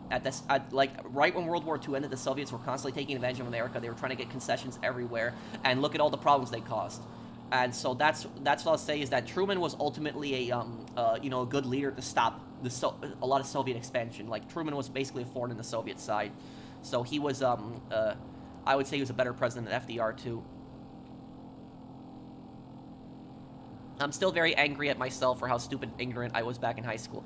I wish I could go back in time and be a better person. Well, yeah, there's mistakes I've made also in my life when I was younger. And I wish I could change some things too, Own Titan. But I will say about that is don't look at the past, just look at the present. And just think that, you're here now, and, you're not the person that you were, like, years ago, and, you're gonna, try to be a better person. That's what I'll say about that is, just look at the present right now. That's what I would just focus on. Don't let that bother you too much. Truman created the CIA. Yeah, but I don't think that Truman foresaw what it was going to be, because the CIA was previously the OSS. But that's what I'll say about it, is that and also the thing about Truman is Truman really was not scared of anybody. He was the only president that wanted to go everywhere on his own. So like Truman was not allowed to drive, because when you're an American president, you are not allowed to drive. And not only that, when you stop being a president, you will never be allowed to drive again. You can never drive yourself ever again. So a lot of people don't know that when you stop being a president, you are never able to drive again. So like, for example, like all those people who have been past presidents, they haven't driven in decades. You are never allowed to drive again. Truman wanted to drive, they didn't let him, because the Secret Service said so. And so what Truman basically said, fine, if I can't drive myself, I'm gonna walk. And what happened is when he tried to walk to places, to go to places, that the Secret Service would follow him, and he got really pissed off, and he would say to them, stop following me. I don't need your protection. I can, I'm fine on my own. And what happened was the Secret Service backed off. They stopped following him, but what they did instead was they pretended to be civilians. They disguised themselves as civilians, like in spy movies, reading the newspapers, on like a street corner, following him at a distance. So like they pretended to be regular civilians, but they would just follow him at a distance. And what the Secret Service did was they would rig traffic lights. So whenever Truman would like go to a crossing, the traffic light would change right away, like because they wanted him to keep moving. They didn't want him to stop in one place. They wanted him to constantly keep moving. And what Truman would do is he would go to his favorite like convenience store like every day, and he would buy like a sandwich. So like imagine that the president of the United States like walking down the street like to your store every day and like buying a sandwich. That's the type of guy that Truman was. He wasn't really scared of anything. He had no fear. Truman was a World War I veteran too, so there really isn't anything that can scare him.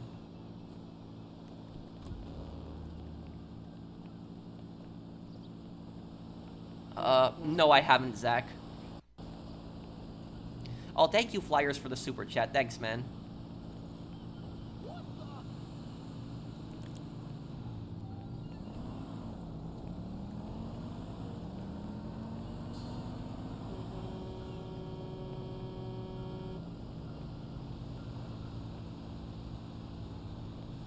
Probably before the holidays is when GTA 6's second trailer is gonna come out.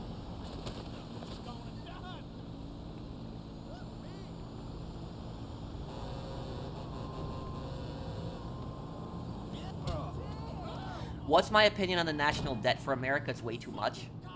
Why are we, borrowing so much money from other countries constantly?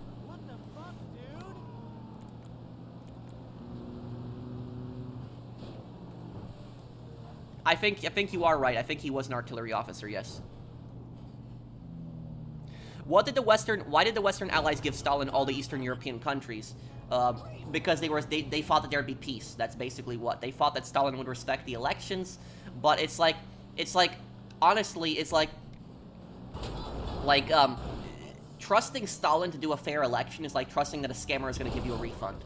That's basically what the same logic is.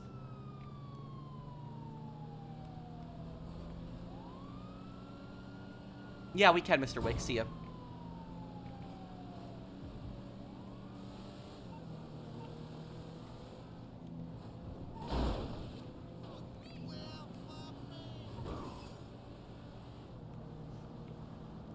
Well, I'm not gonna get into the whole arguments constantly on the war, Luca.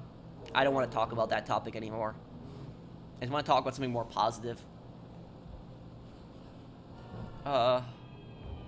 No, I never played No Man's Sky.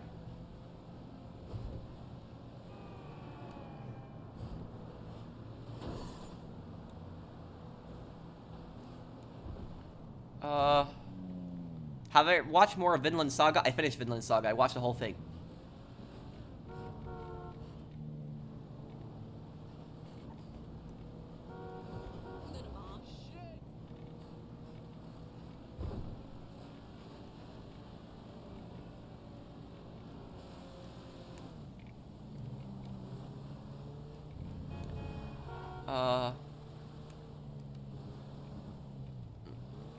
I don't really mind the I don't really mind the music. I just hope it's good.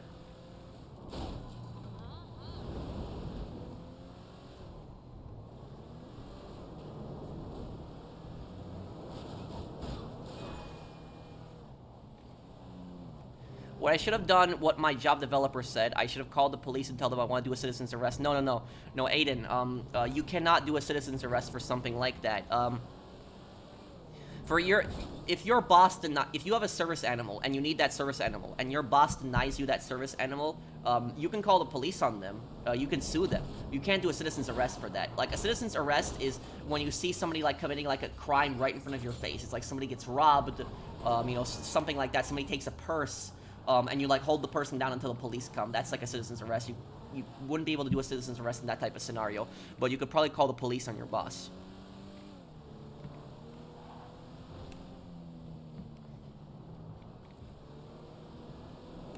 Do I like street art? What do you mean, like, on buildings? Not really a fan. Vinland Saga was good, I liked it.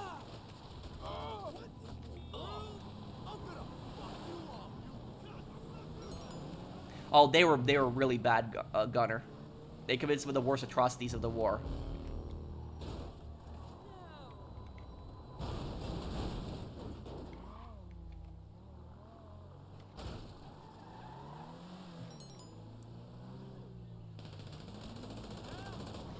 In college, someone made some really lewd comments about my body. Should I punch him in the face because I'm getting so tired of being looked at? I report that. You know, don't punch them in the face because it's gonna look worse for you, and you could get in trouble for that. Report them. Report the person to, like, a counselor or the police. You probably have campus police. You can make a report on that person.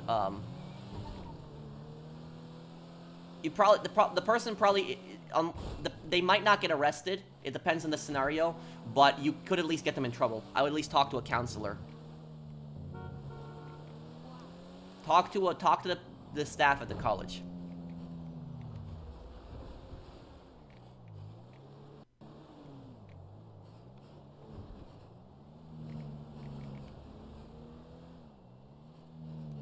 Wait, what, Luca? What lore?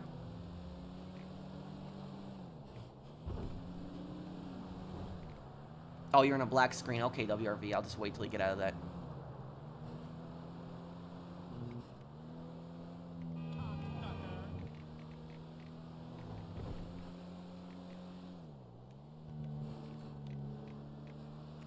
Yeah, well, we're really close to the end of Ace Attorney. We're really close. What's your question, Mystical Race?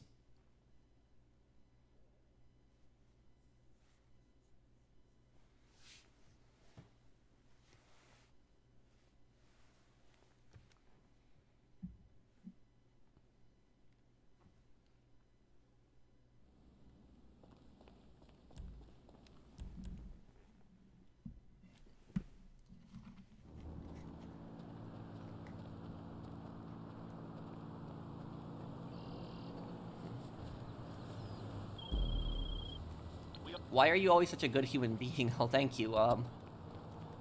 Thank you, man.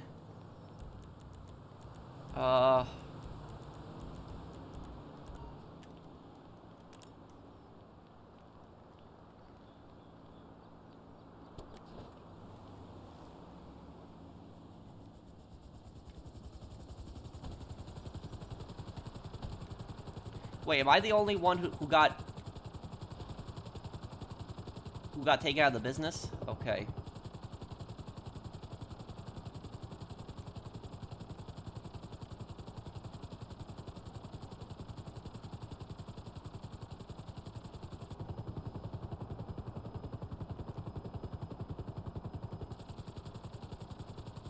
Do you wear that suit to Walmart once? No.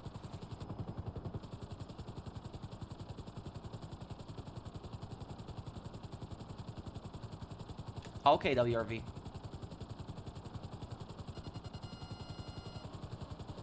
I don't think that people are responsible for their government, Francisco, especially if the government is a dictatorship.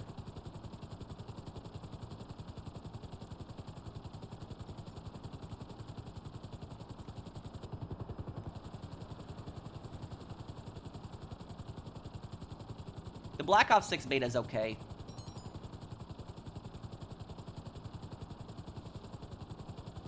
Oh, okay, you guys are out. Well, the people voted for the government. If the people voted for the government and the government became a dictatorship, then yeah, you could probably make some blame on them. But it was, but ultimately is like, how are you supposed to predict whether a government is going to become a dictatorship too? That's, you know, once a government's a dictatorship, it's very hard to get them out of power.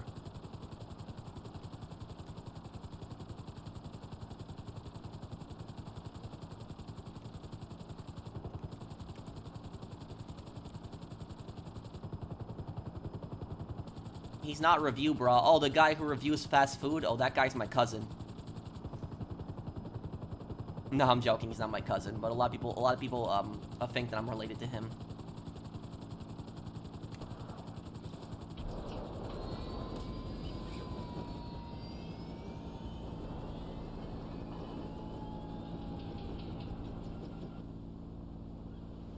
When's the next Ace Attorney?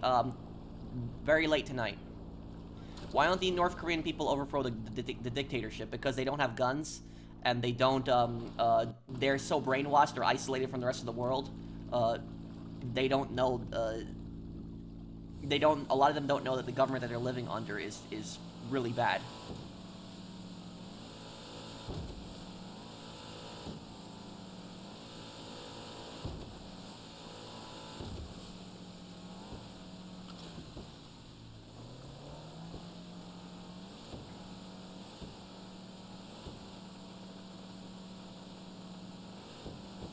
Nazi Germany was a regular political party at one point. That's true, but I wouldn't call them a regular political party because the Nazi party actively called for beating Jewish people up in the streets. So like before the Nazis even came to power, they had their own little militias. They still weren't the government, but they had their own little militias where they would beat people up in the streets. And so like anybody that would vote for a government like that, you can blame them at that point.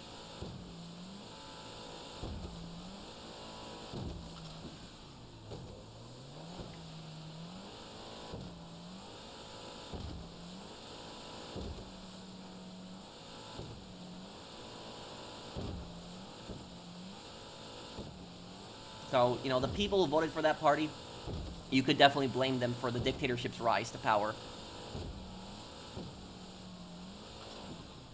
Uh, who do you think is winning the game of the year? I don't know. I don't know. I'm not sure.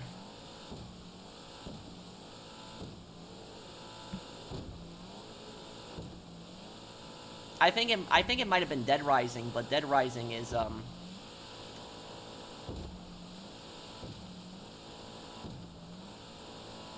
yeah, I don't know. Dead Rising I thought would be the game of the year, but it has some censorship too.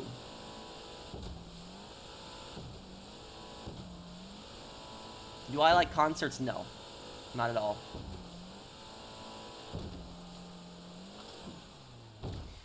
Concerts not something for me personally.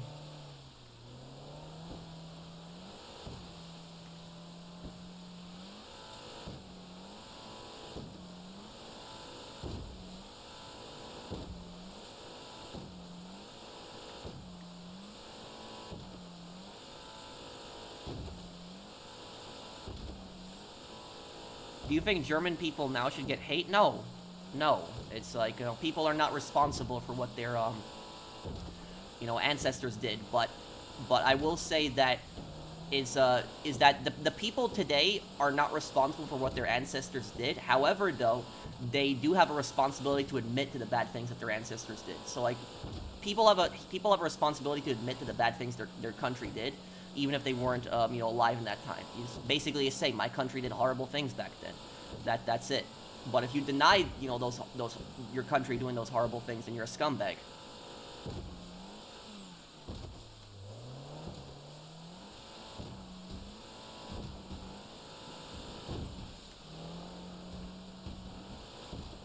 Wait, what are you talking about, Omer 23?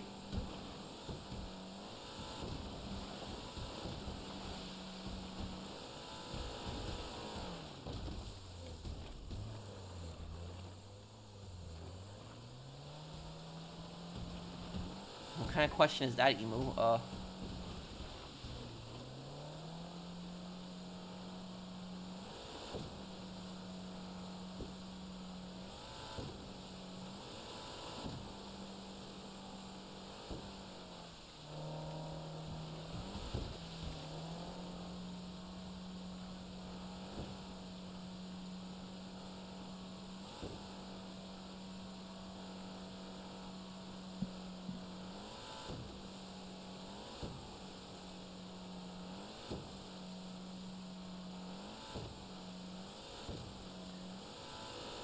What do you think that an American reporter said that British occupation is the best thing that ever happened to India, even though they stole 45 trillion in today's money and over 60 million were killed? I don't know, why somebody would say something like that, but that's stupid. That's dumb. America, Americans regard like British occupation as like one of the worst time periods in our history is British occupation. And so the fact that like somebody would say that for another country, that like an American would say that for like another country, and like say that British occupation for another country was good when the British occupation in our country was really bad, that's just stupid.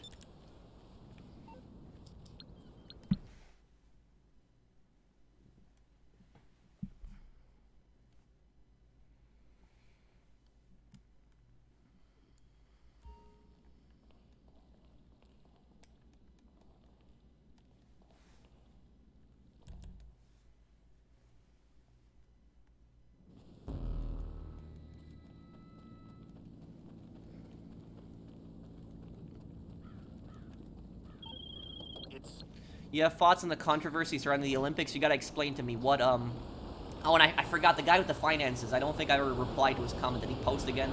I feel bad now. But what Olympics controversy? You gotta explain to me what is it exactly?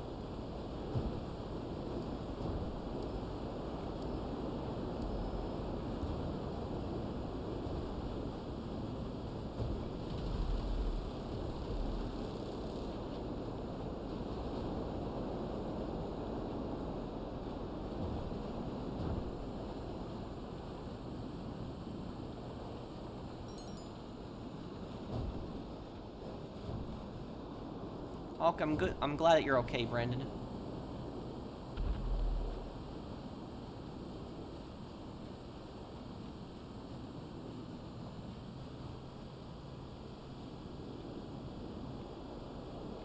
Do you know a soccer club in Germany called the Bayern Munich used to have a Nazi symbol in their badge? That's, oh my god.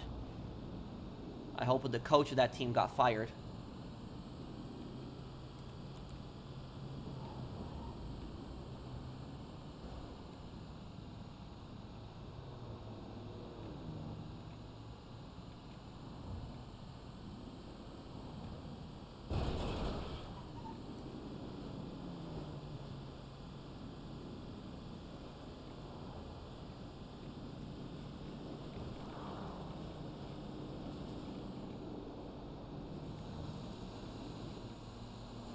Uh...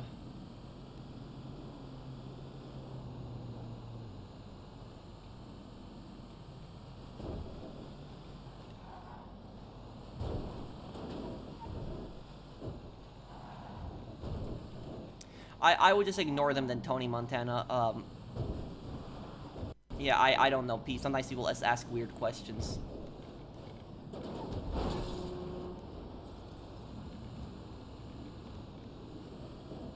Oh, it was during World War II, Aaron, you said. Do I think Poland will go to war with Germany? No, that makes no sense.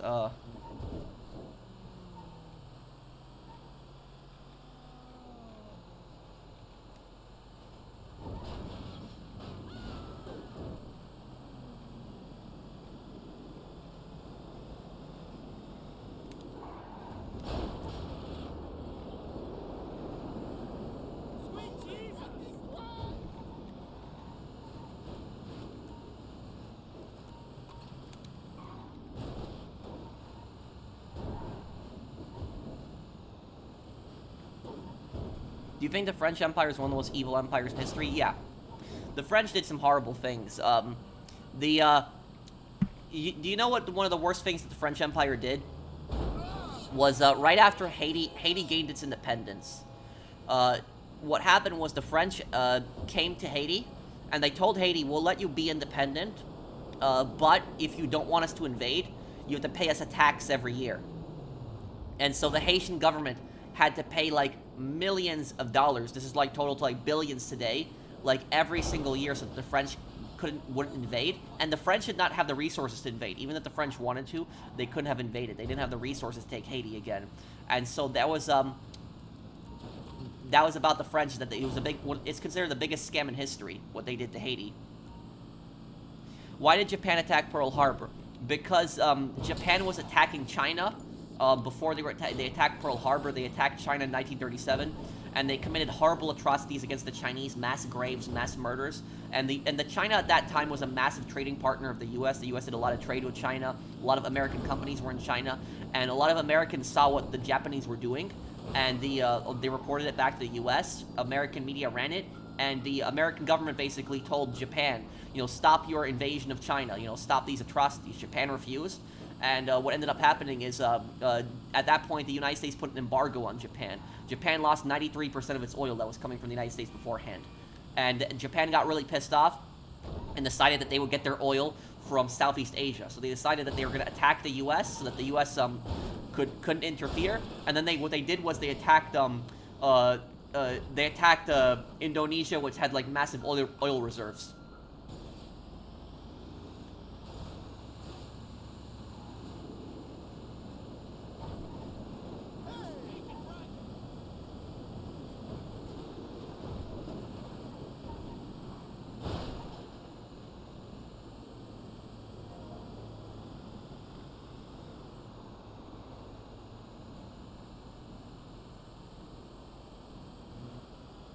Remember to vote the Professional Sheep Taco Man 2024.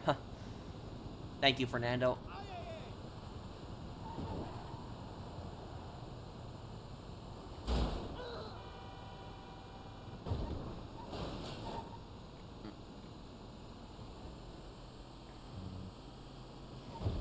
Sure, America has definitely done imperialist things, Luca.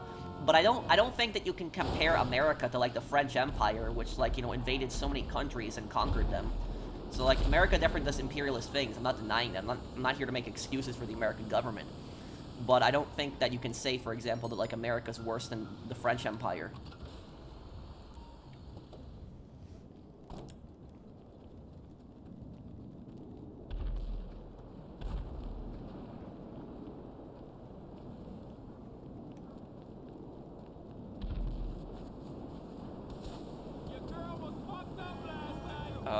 No, I haven't, Trippy.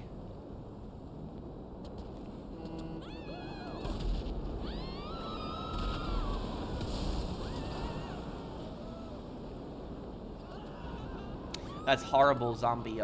Did he end up surviving?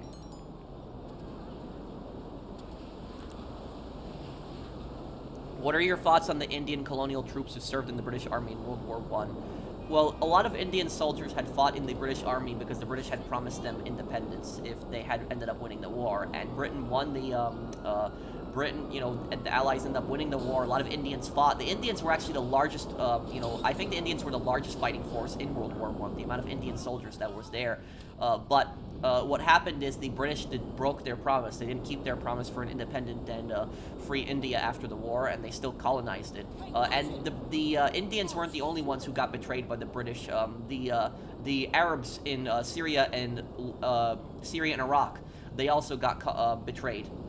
Basically, what happened was the Arabs that were in Syria and Iraq, they were getting treated like crap by the Ottomans. The Ottoman Empire was just treating them really badly, and they wanted independence. And the British and the French basically funded an insurgency. The rebels. That was the Bedouin Revolt, the Arab Revolt, in World War I. They had Lawrence of Arabia fought in that, and they told them that if you defeat the Ottomans, you'll have an independent country.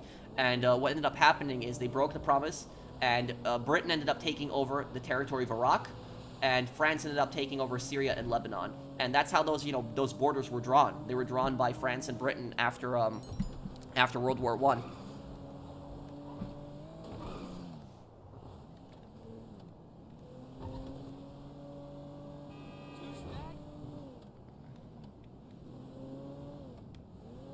Oh, America has definitely been involved in coups. I would agree with you on that. Yeah, it's 100% on that. Look, America has historically done a lot of imperialist things. It still does. But like I'm saying is that like you can't compare like America to the French Empire. Like the French Empire was much worse than like America. WRV, do you need help with your heist? I can help you with your heist right after this.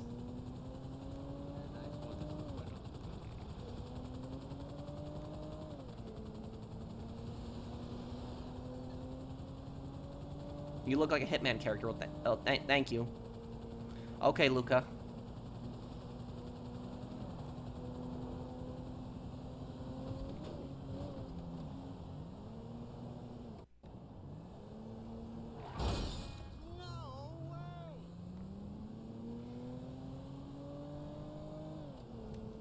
I think that America should get most of its oil from its own country, Gunner.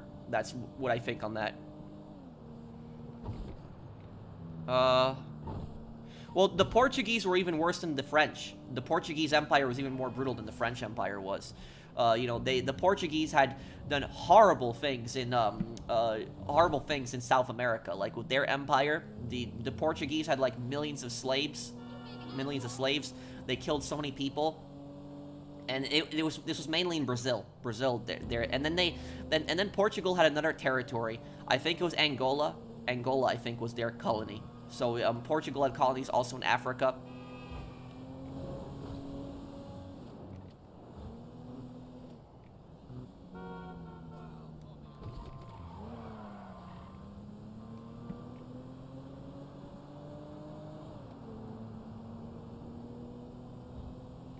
I will say that what if Japan attacked Germany instead in response to the invasion of Poland and tries to warn the Americans about the German war machine? Well, America was already very well aware of the German war machine, so Japan didn't need to warn them. But Japan did not have the resources to attack Germany, even if they wanted to during World War II. It doesn't make sense why they would. But I will tell you is that Japan got really angry at Germany during World War II because Japan. Do you know one country that Japan had really good relations with before Germany invaded them? Poland. Poland and Japan actually had really good relations. It's kind of weird, Poland and Japan so far away, but they had really good relations before, World War II, and they traded a lot. They exchanged a lot of technology, and so when Germany invaded Poland, Japan got really pissed off about that and complained directly to Germany about that. That is true.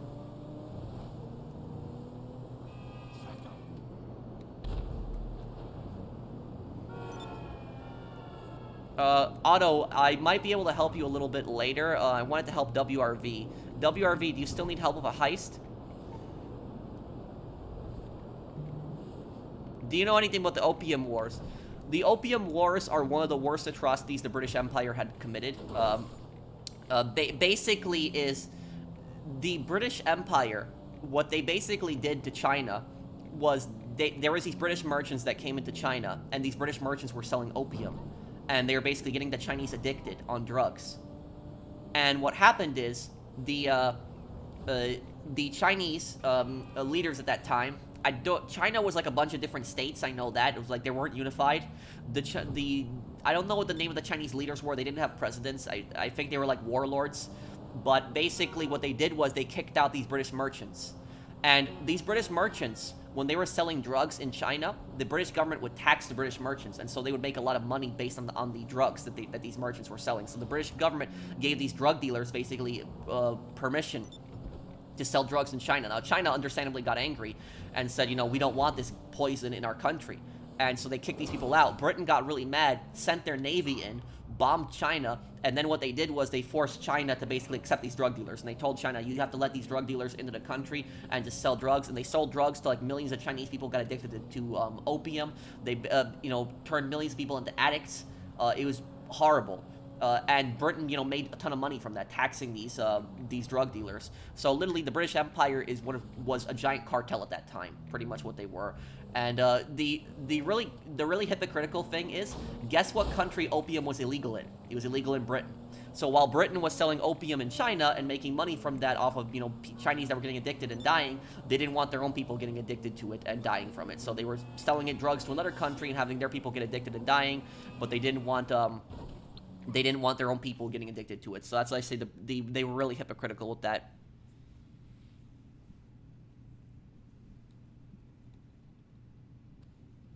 The thing about China is that China has had a really bad history. It was like the last 200 years are just really bad things constantly happening to China. I don't think China has had a good time. In the last 200 years, they haven't had any good times, really, when you think about it. China is constantly getting attacked by so many foreign powers. They gotten attacked by Japan, by Russia, by Britain, by France, by Portugal. So China was getting humiliated by a lot of European colonial powers. And then they had a civil war, their first civil war. And the first civil war, the nationalists won. Chiang Kai-shek forced the emperor out. The emperor ended up losing that war. And then Japan invaded when China was in the middle of their second civil war. So the second civil war between the nationalists and the Kuomintang, if I'm pronouncing it correctly, and then the Maoists, which were the communists in China. And so China had a civil war, and then Japan invaded, in 1933, Manchuria, and then in 1937 they invaded, during the Civil War. Then China fought, brutal war with Japan. Then the Civil War resumed afterwards, and then, the nationalists ended up losing. They went to Taiwan, and then the communists ended up taking over the country. So literally, as China has had just the last 200 years, they've just had so many bad things: constant wars, foreign invasions, constant conflict in their country, and now they're Yeah. Wait, well, what's going on, guys?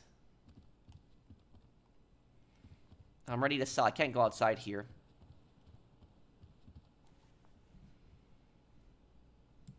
I wasn't even paying attention to chat. What happened?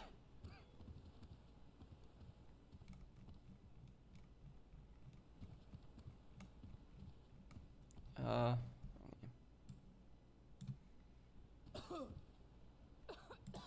well.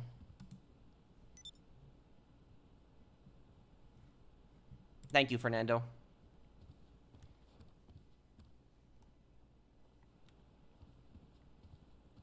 When I click sell, I get kicked out, huh?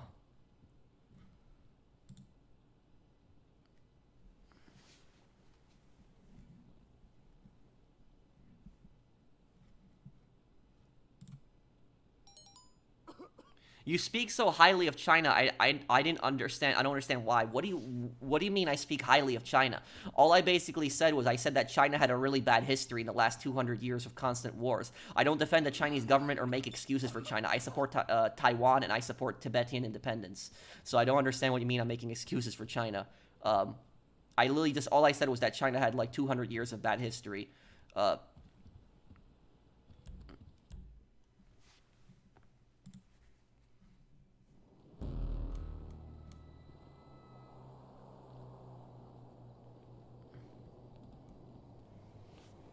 Thank you for banning that guy from chat, Fernando.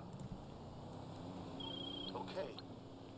Oh no, not this. This mission. Oh, come on. You just got yourself canceled in China. I really don't care. I probably would, yeah, YouTube is even banned in China, so I really don't care.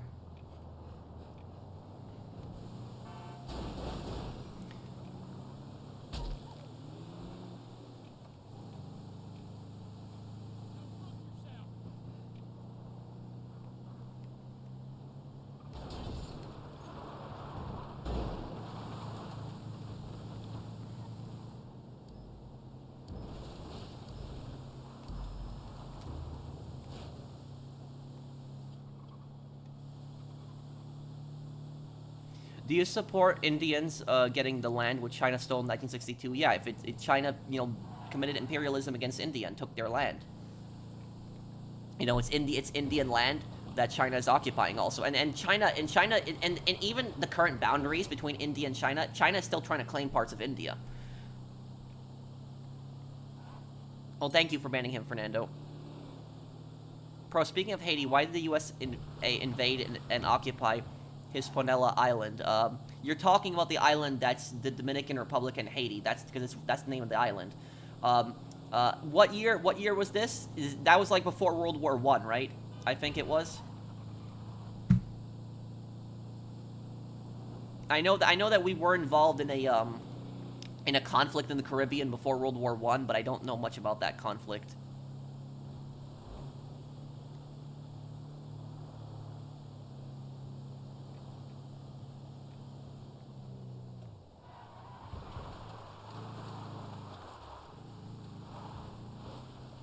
If the nationalist Chinese won, would China be a democracy today like what happened with Taiwan? Most likely, yes. Because you have to remember the nationalists were in power in Taiwan for a long time, and Taiwan was a dictatorship. But it was like in the 1990s, the nationalists allowed free elections, and Taiwan became a democracy. So if they had ruled over, mainland China, China would have transitioned to a democracy as well, but...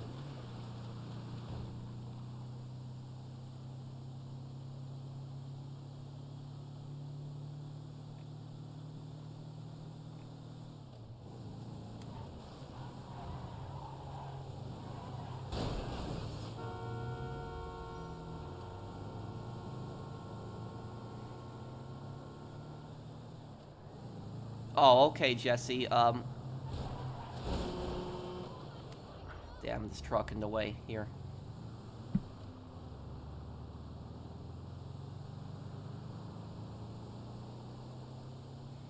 Oh, well, the nationalists in China definitely did horrible things. They were definitely involved in massacres, and they did bad things as well. But if you compare them to the communists in China were much worse than the nationalists, much worse. Like, just look at the atrocities that the communists committed. Like, I'm not saying the nationalists didn't do anything bad. They definitely did, commit atrocities as well. But the scale of them, the communists committed much worse than what the nationalists did. That's why I find it ridiculous when Taiwan has statues of Chiang Kai-shek in their country, and China gets so angry over that, saying that he's like a war criminal. But yet China has like statues to Mao Zedong, which is like, Mao Zedong killed millions of people.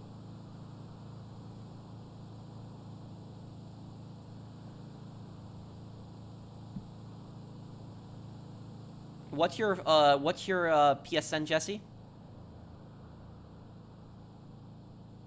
What lands are you talking about, Luca?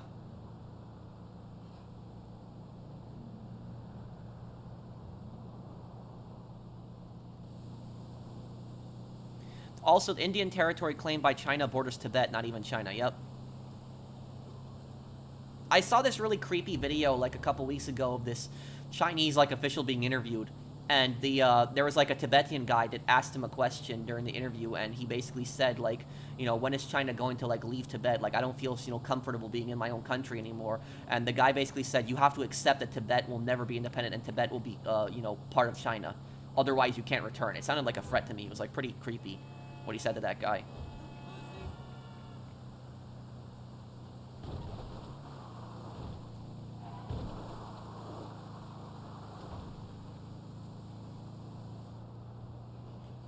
Was the Danish Empire as bad? I actually don't know much about the Danish Empire. I don't know that much about them. What I will say about the Danish Empire, they controlled it was Greenland, which Greenland is still technically part of Denmark. Yeah, Greenland. I think it was like parts of like Norway and Sweden. I'm trying to think what other colonies did the Danish have. I don't know. But I don't know that much about their empire. Do you know what I will tell you though. Do you know what empire that most people like trading with? The empire that most people like trading with were the Dutch, and the reason for that was because the Dutch just wanted to make money. The Dutch were imperialist, but the Dutch were just mainly interested in making money and trading with other countries. The Dutch colonized Indonesia, but when it came to like Japan, for example, Japan and China, when it came to those countries, the Dutch traded with China and Japan. They didn't try to force their religion on the people in those regions. And the Portuguese, on the other hand, had tried to force Catholicism everywhere that they had conquered. And so that's why one reason that the Portuguese were so hated, because they tried to force their religion everywhere that they conquered.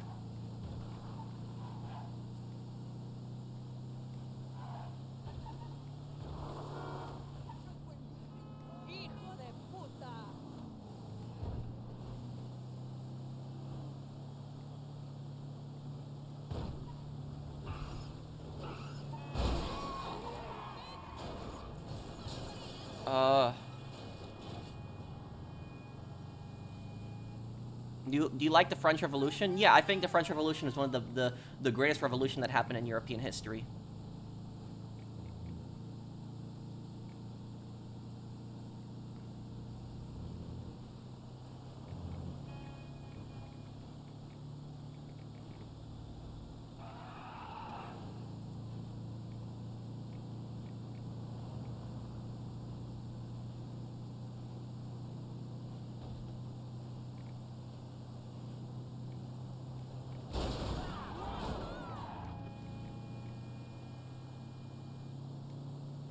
What is one of my favorite protagonists? Is that a Valkyrie?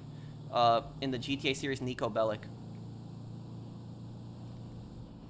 Why do I think that? What, the French Revolution?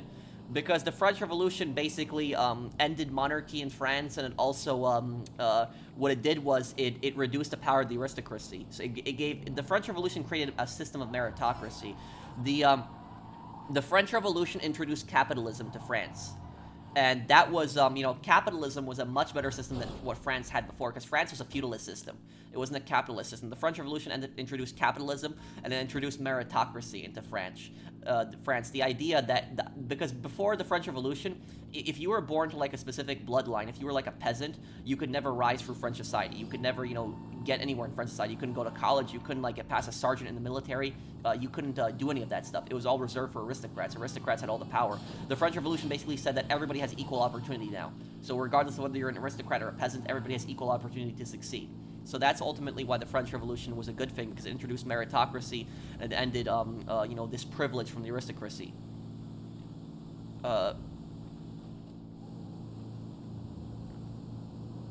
I'm streaming in a few minutes. Can you give a tip?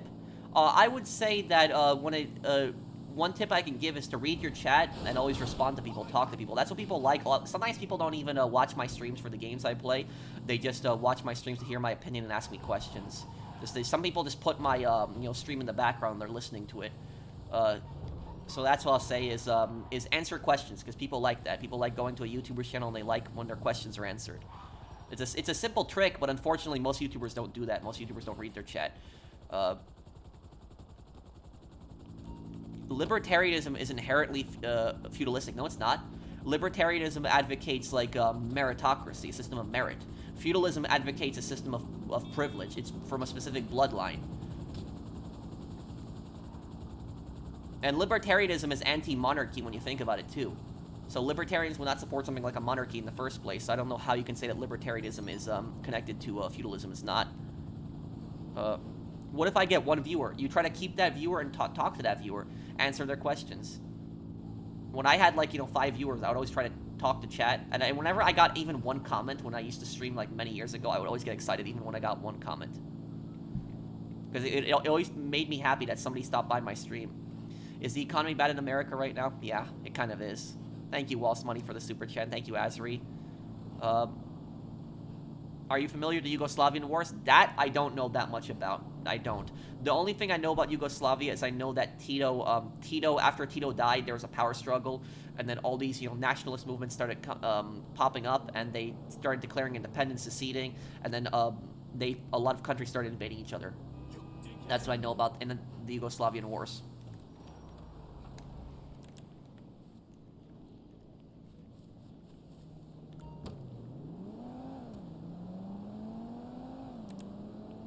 What about Israel and Palestine? When it comes to that conflict, I am on the side of peace. I'm not on any side. I'm not on Israel or Palestine's side. I just want the fighting and the killing to end. I just want the violence to stop.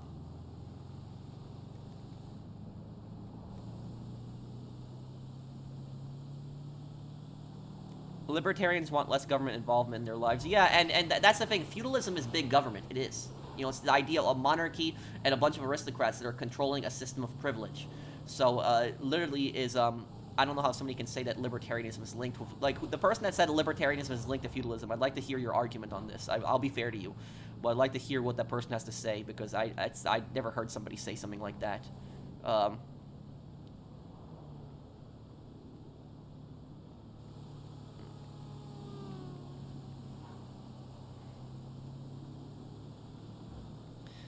Yes, but, yes, Jesse.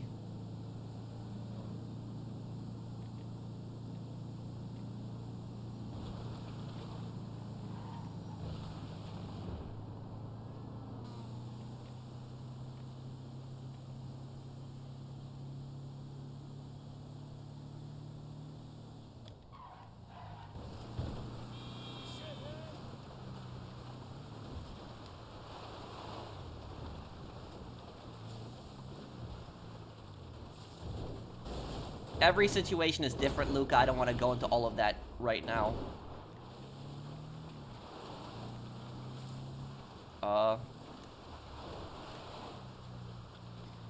I've seen libertarians turn to monarchy-type ideologies, abandon their socially liberal views. Well, libertarians, I wouldn't say libertarians are liberals, but, that's not really, people change their political views all the time. So, like, a libertarian started supporting monarchy. They're not a libertarian anymore. They're a monarchist.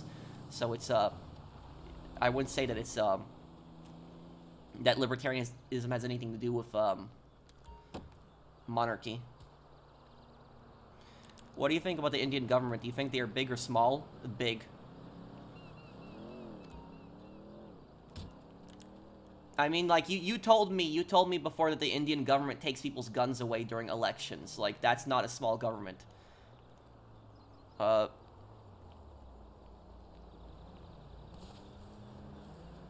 is another difference between feudalism and capitalism? Feudalism is a system of privilege, where a bunch of aristocrats, they're born into a specific bloodline, have power and privilege just by their birth right. And peasants, the poor, who are born in that type of society, do not have the right to move up. They don't have the right to advance their, careers.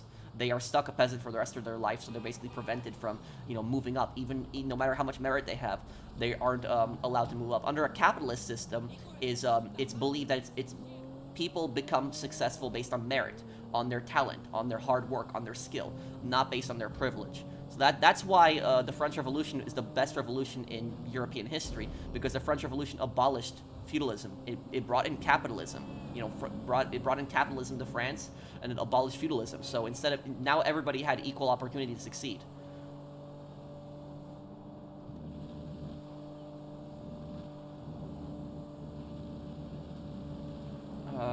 Okay.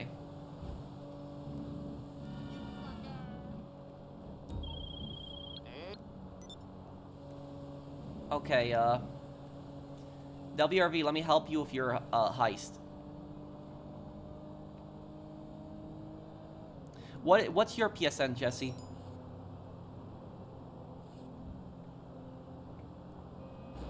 Yeah, let's do your heist.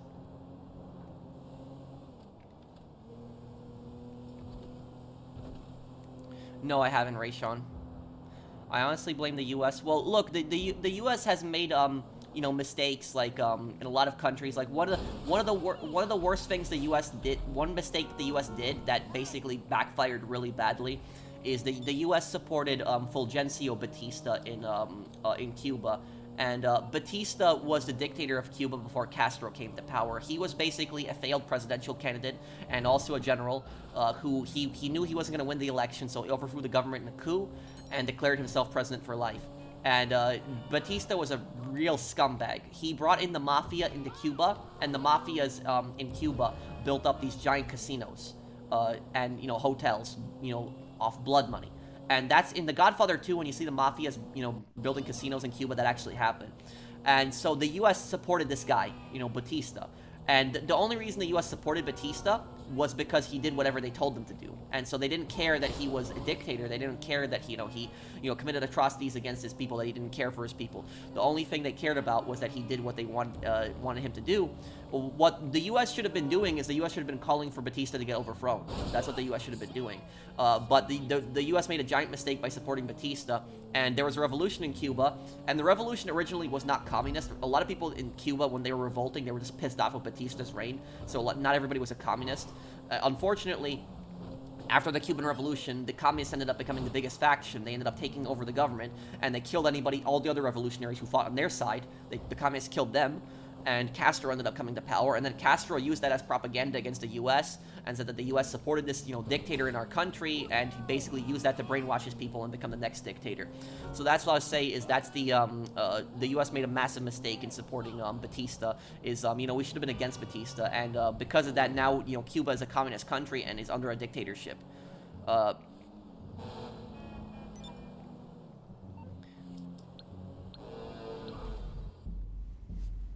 I'm gonna help WRV right now, Golden.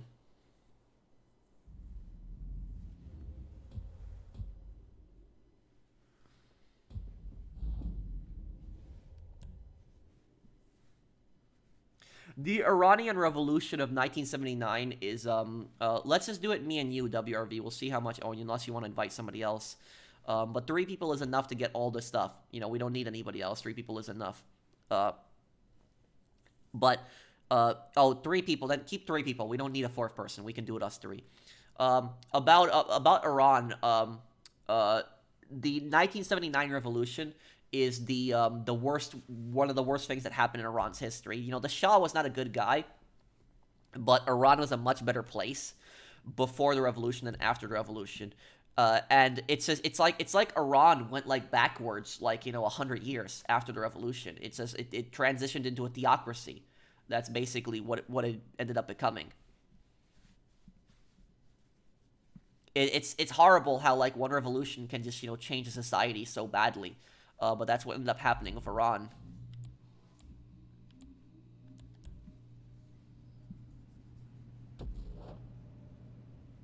The thing is, though, is I'll tell you something. I knew Iranians in New York when I was growing up, and older Iranians. And do you know what they would always say?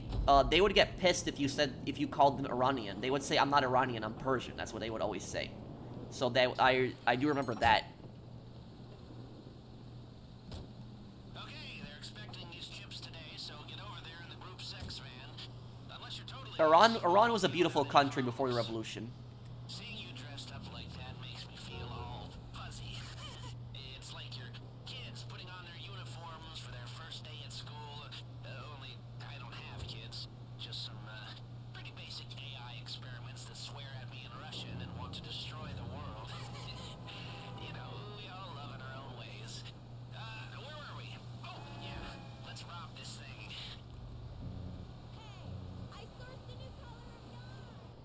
Well, sure, Luca, but it's under a theocratic dictatorship, and it's it might be a beautiful country, but the fact that you can't do anything and you're just stuck under this dictatorship ruins the country.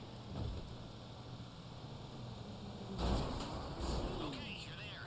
Drive in past the garage entrance and follow the road to the racetrack. The tunnel entrance is under the bridge.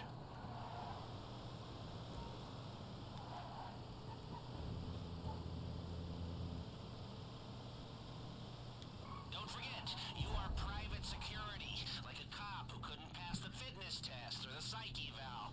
Look like you're really getting off on...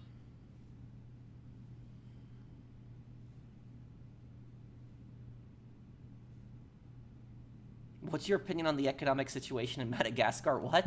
Okay, I don't know. I don't know much about Madagascar. The only thing I know about Madagascar is that it's an island country in Africa. It's a really big island. It's on the right side of Africa. That's the only thing I know about Madagascar. I don't know anything else. Now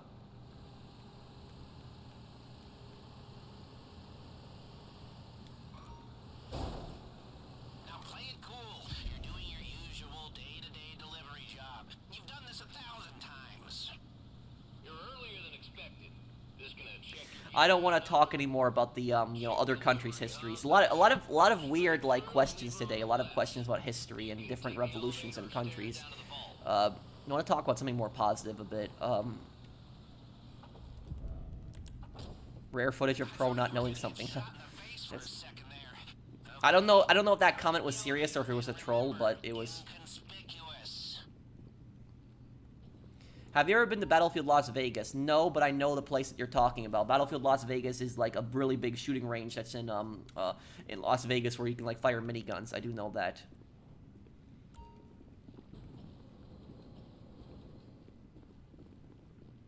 Oh, you were joking. Okay. I played The Last of Us. Fallout 3 tomorrow. Fallout 3 only has 2 more parts left. We're gonna wrap up the game pretty soon. Right up ahead. Y'all here for the vault, yeah? Alright, you're gonna need your key cards to get into the man trap there. 2-card system. Swipe at the same time. Yes! Come on! How Swipe. much better does it feel when the marks are this You swipe. I'll watch you. Keep going!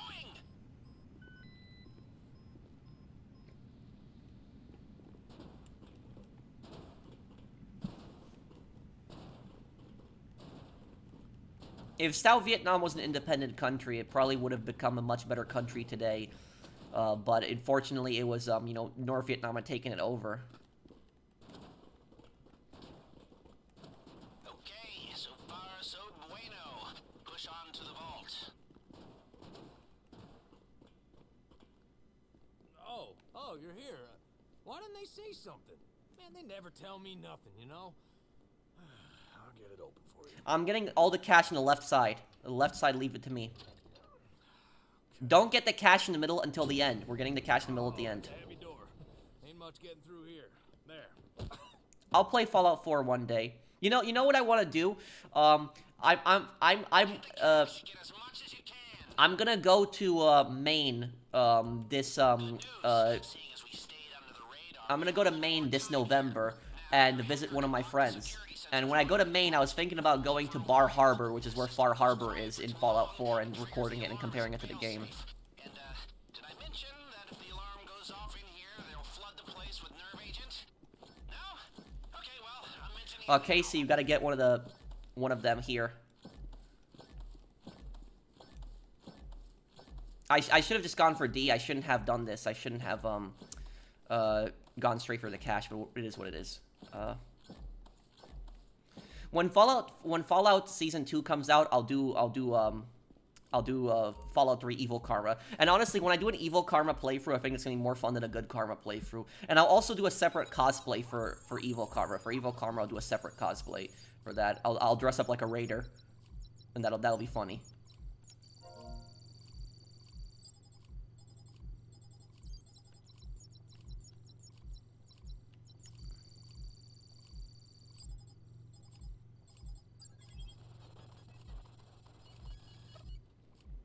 Okay.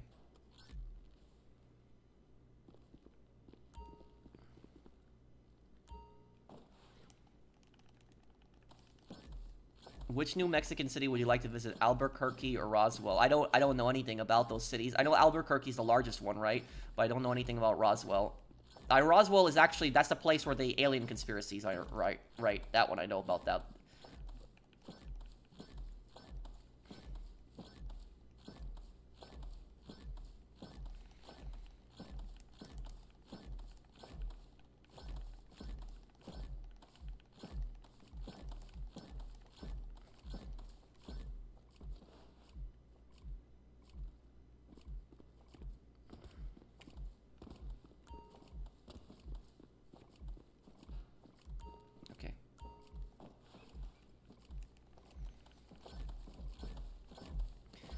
Casey, when you're done there, get A. You hear me? When you're done there, get A.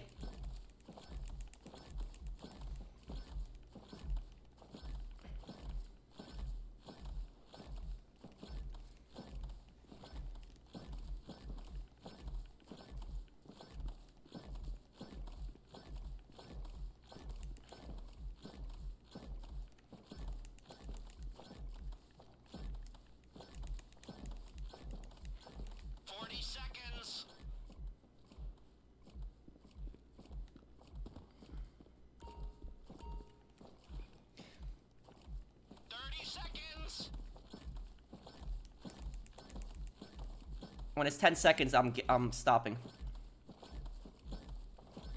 Okay, Casey, stop over there.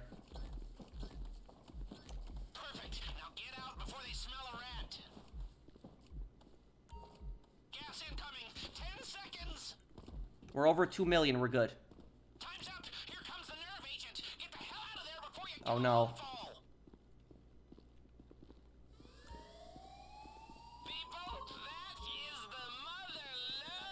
Okay, We cleaned them out. swipe WRV. Right. Let's get out of the frying pan and back into the fire. Break out the key cards.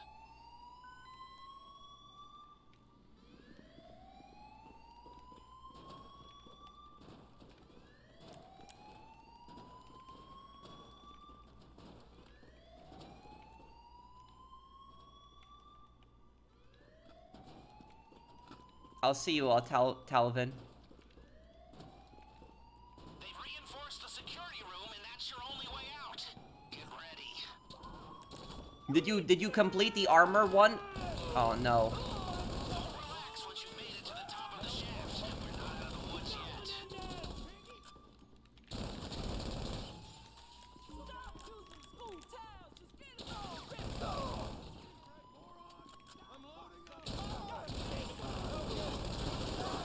Crap.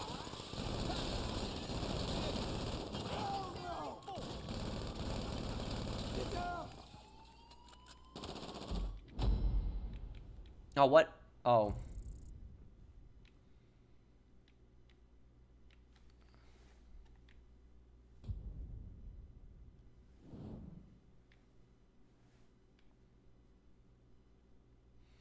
Pro, would you join a crew in a heist in real life if the reward was in millions and the risk of being caught was low? No, because I'm not a criminal.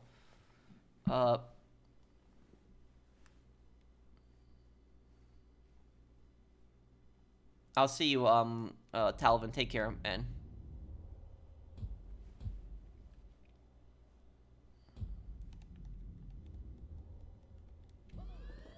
They've reinforced the security room, and that's your only way out. Get ready.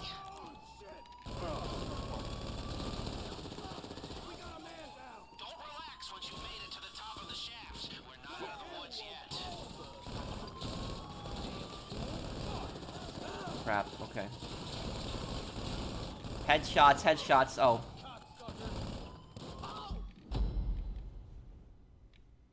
Hello, Pro, I'm feeling sick today. I love your streams. Hello, Steph. I hope that you feel better.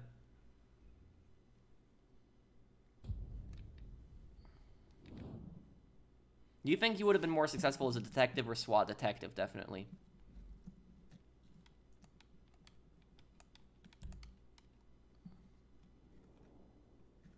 You can't, well, you can play with PS4 players on the PS5 on a lot of games online, but not on this one.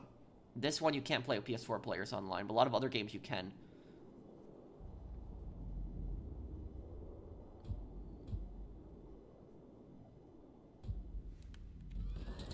When am I dropping a new lore video?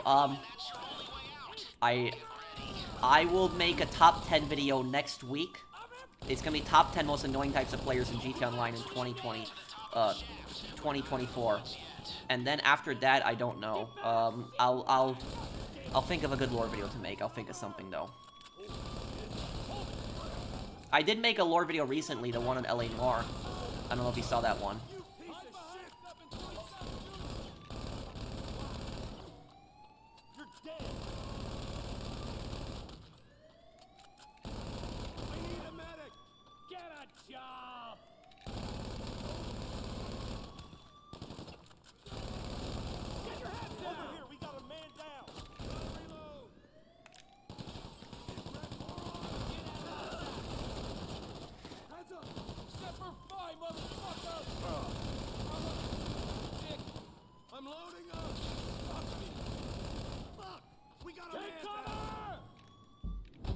Oh, great. You should stream Dead by Daylight for Halloween. I could look into that. Thank you, Elion Brown. I know that's the game where you like run away from all the serial killers. It's okay, WRV. Don't worry about it.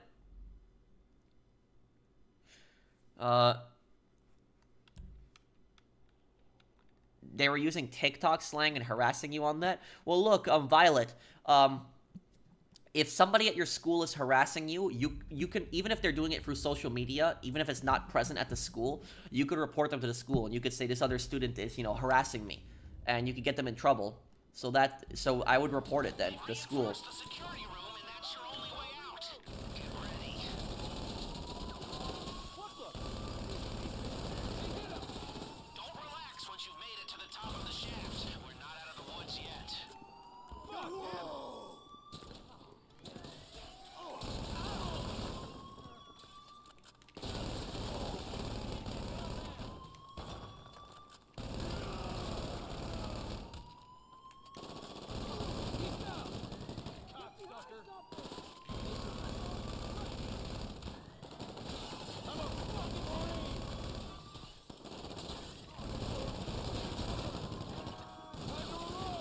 Whoa, don't move up so much. Don't move up so much.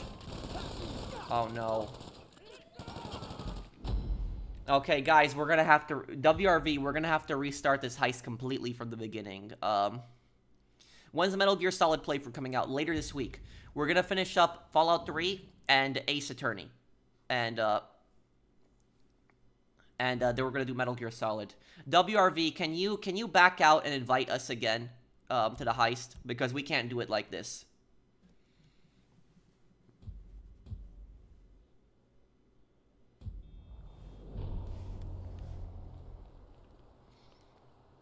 Thank you for the super chat, regular dude.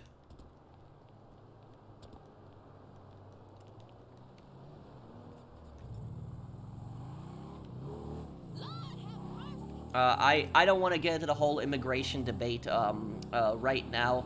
I will just say that the government is not, there's a lot of gangs that have come and the government isn't doing it really much about it.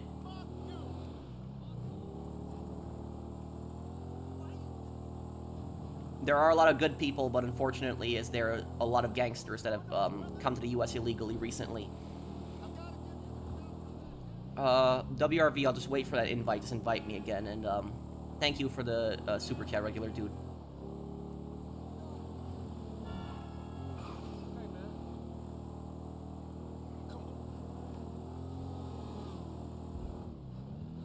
I don't know, Ray, and I don't know. People think that I'm a politician. I'm not. I'm just a, guy that does playthroughs on games. I answer questions, and how are you mentally, pro?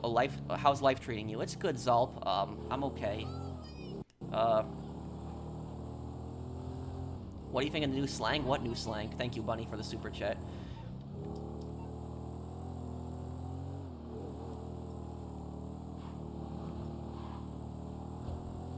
Well, do those people understand? Under feudalism, you didn't have private property under feudalism. It was actually controlled by a bunch of elites.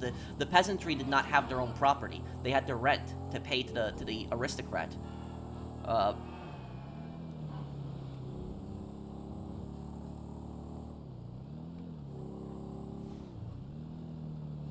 But thank you for asking, Zalp. I do appreciate that, man.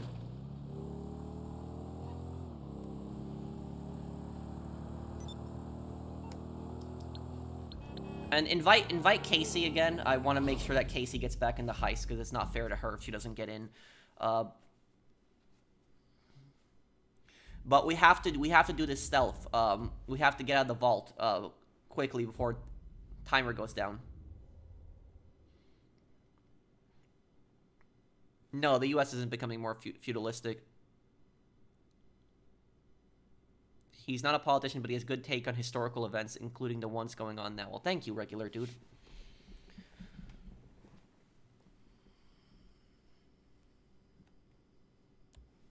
Okay, let's do it. Us three. We don't need another person, WRV. Only do it us three, because you can get a bigger cut. We can get all the money with us three.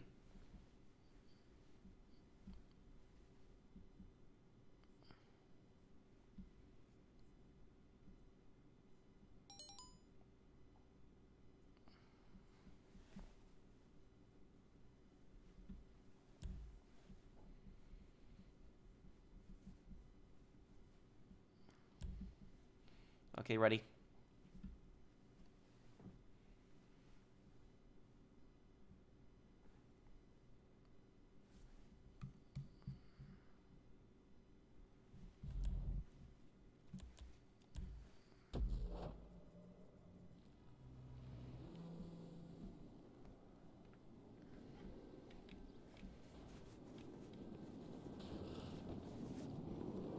You know what show, what show, adult cartoon that I like to watch, back in the day that would be so relevant? If the show came out today, it would be so relevant. The Boondocks.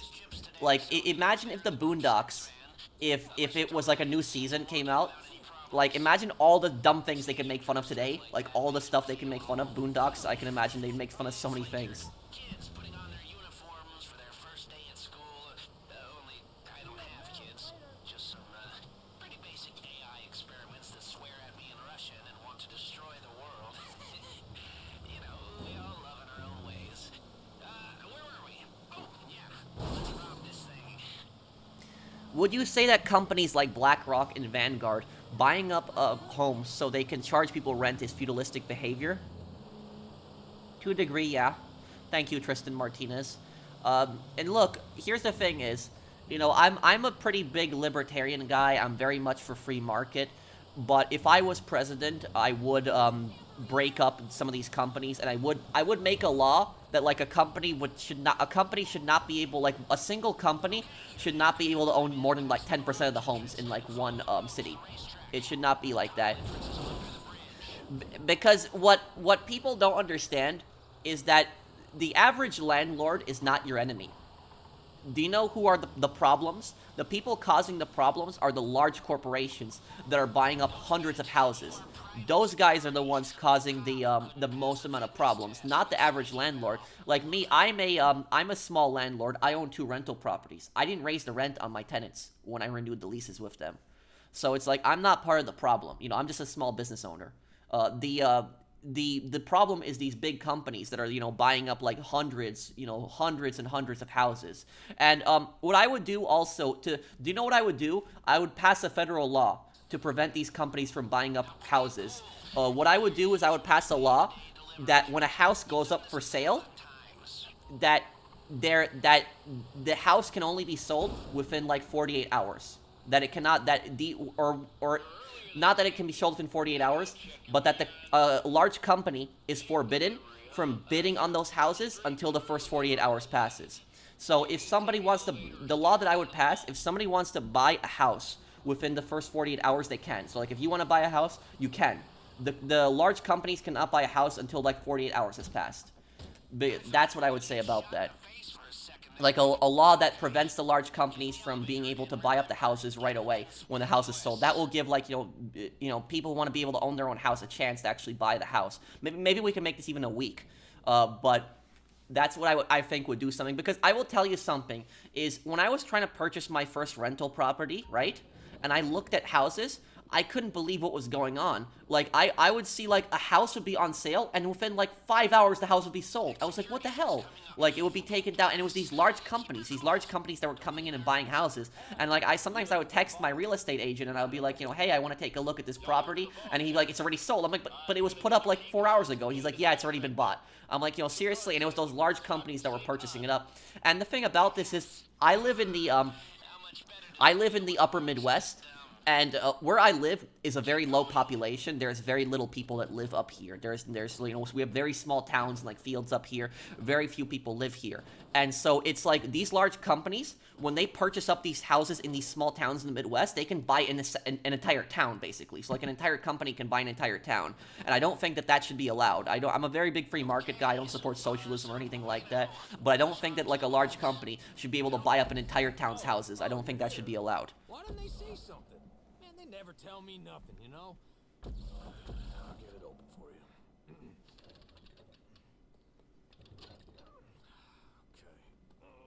Okay. Oh, that's a heavy door.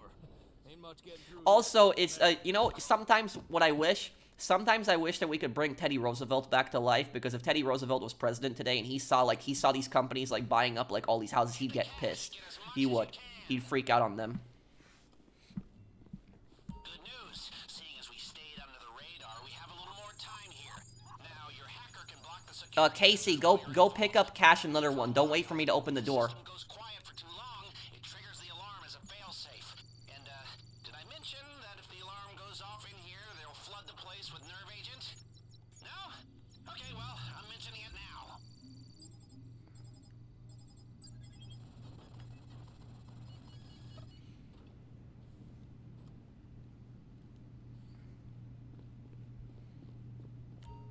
Okay, 33% of new homes built in my state last year bought by private companies and rented out. Someone, and let me just look just 1 second, dude, hang on.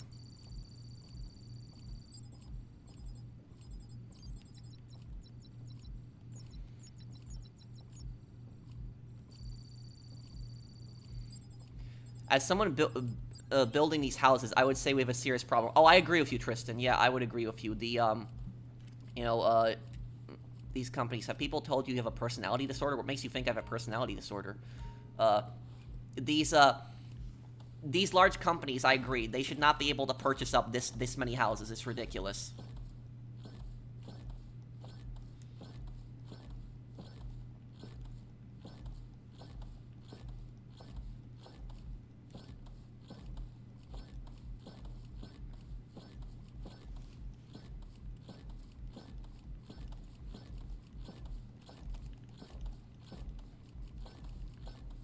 Was Theodore Roosevelt a good president? He was one of the best presidents we ever had. Teddy Roosevelt was a, you know, very much a free market president, but he did not tolerate these large companies, you know, taking advantage of the economy, too. That's why even libertarians like Teddy Roosevelt, too.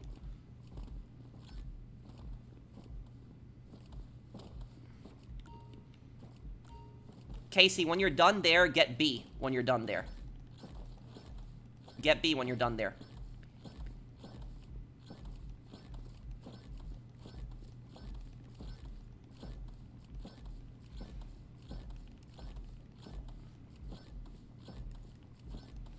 Casey, at 15 seconds, leave. Also, WRV2, at 15 seconds, stop. Whatever you're doing at 15 seconds is stop.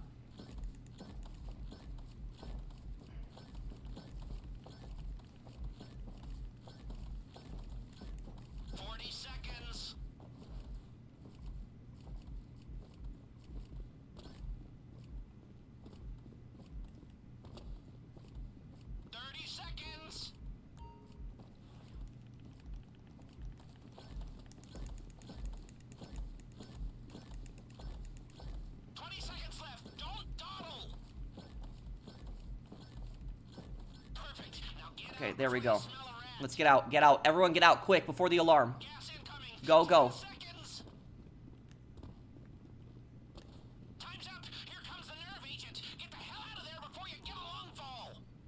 Allowing big companies to shut out competition isn't exactly a free market. It's an oligarch market. I agree with you. Yeah, sometimes to ensure a complete free market, the government has to get involved. I'm not saying to like regulate prices or anything like that, but to like stop these large companies from just, you know, controlling everything.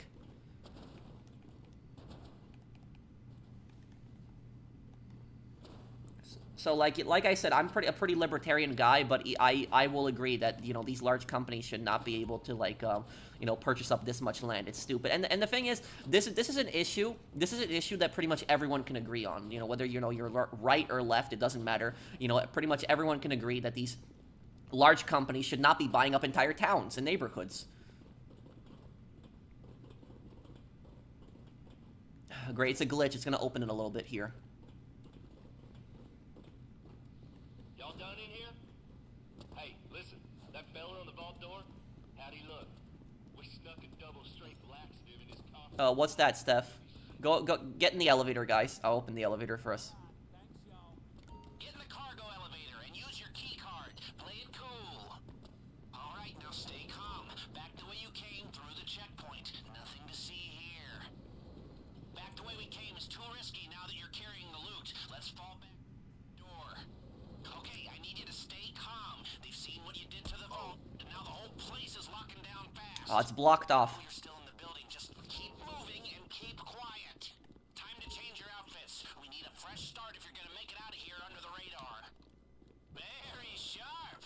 Now relax, channel your inner self-important douchebag, and waltz right Come on, come on. through the door.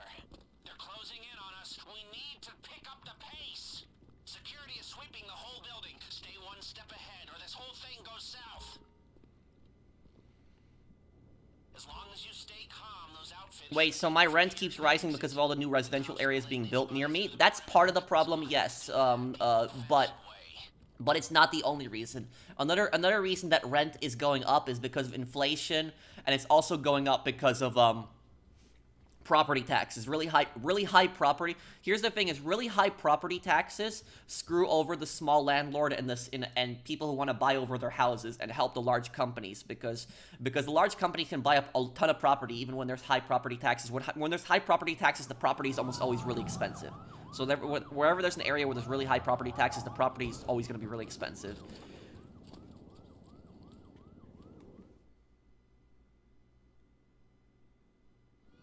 No, you can't grab the rifles, unfortunately. Away from the cops. You should avoid the bulk of the cops this way. Yeah, Ace Attorney only has a few more parts left. I'm uploading one part tonight. Remember, they know the vault's been hit, but they don't know who you are or where you are. They have patrols sweeping the whole place, and all the civilians have been evacuated. So if they see you, they'll know it's you.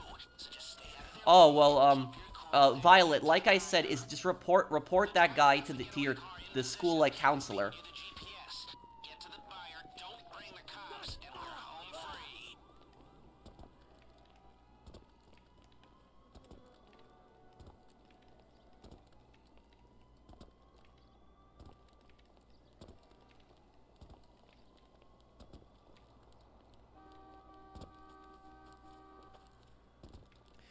I haven't played Payday 2 in years. How does he not see us? How does he not see us? Okay. I don't know how that he didn't see me. Okay. Wait.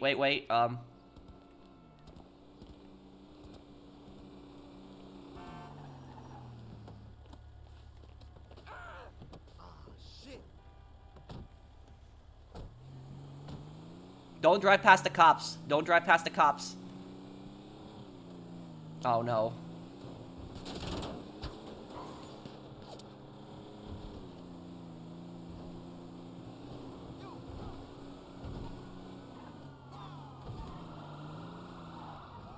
You want to take helicopter? Okay, we gotta be quick, though.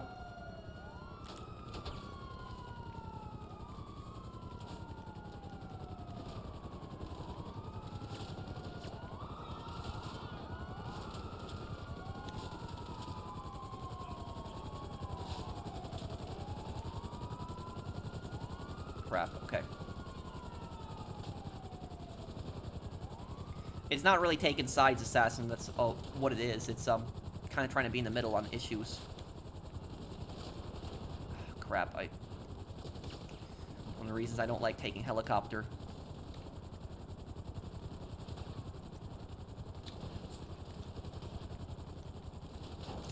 You gotta be kidding me. Come on.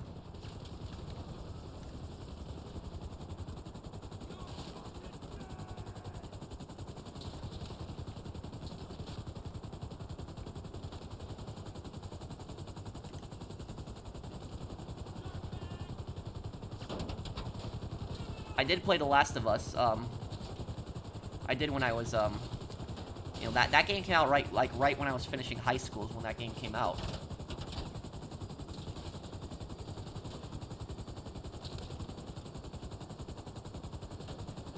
Okay, let's go.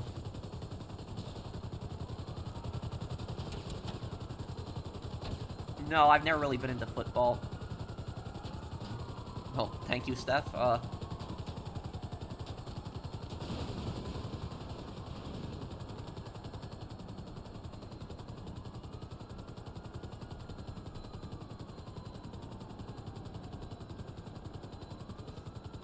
Yeah, I could do more GTA 4 lore videos. The buyer hears so much as a siren, this whole thing goes up in smoke. Lose the cops.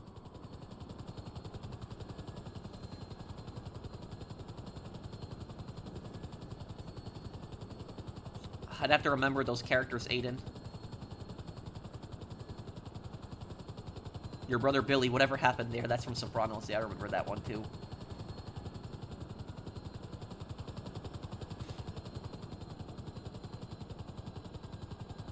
You still grind this, man? I thought you'd be done by now. Oh, hey, it's Floyd Mayweather Jr., the famous boxer. How are you? We got a celebrity in the chat. I still like playing this game. It's like a game I can play every Sunday. We do different things, mess around, have fun.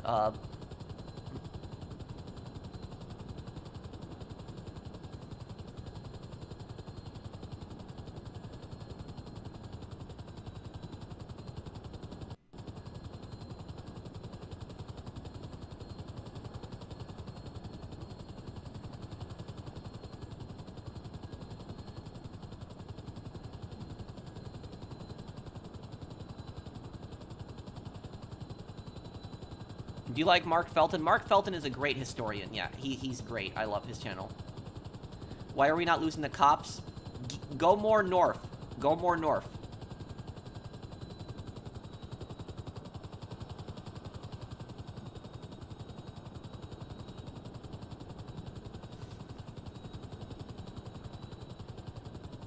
And also, I didn't play GTA for like a year. Remember, you guys remember when I didn't stream GTA for like a year? That was, and then I came back to it. And also, I'm actually happy I didn't stream GTA for a year. I'm really happy I did it. Because I was able to come back to the game and fully enjoy the game. Because I had a massive burnout years ago. So I was actually I was happy to come back to the game and enjoy it again.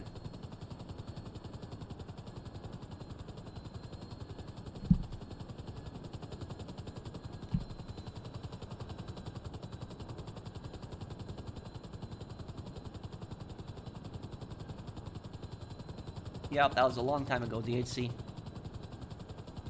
What do you mean, Isaiah? Are you religious, bro? I consider myself an agnostic.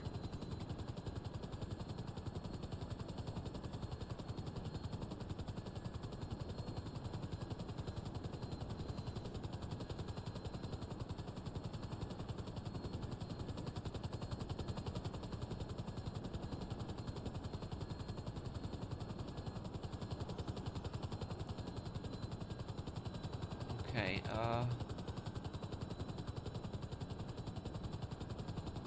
Did I play Spirit of Justice? Yes, I did, Jam. I completed the first part of the trial, and I couldn't believe I saw what you meant with that twist. With the twist of the trial, with who the prosecutor is. I don't want to spoil it for the chat, but I saw what you meant.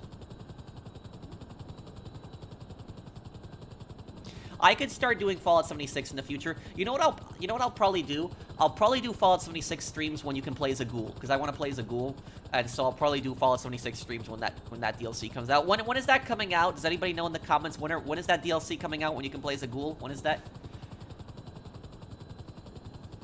I'll probably come back to the game then. All right, you're good. Get to the buyer.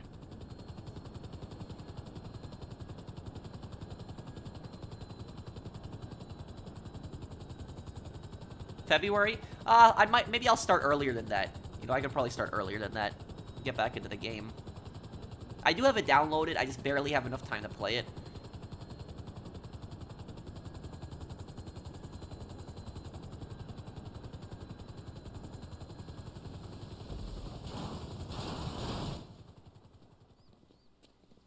Pat, you need to enlist in the Helldivers. Super Earth needs Super Pro to deliver Liberty and Sheep Tacos to the automatons and the dreaded Terminids.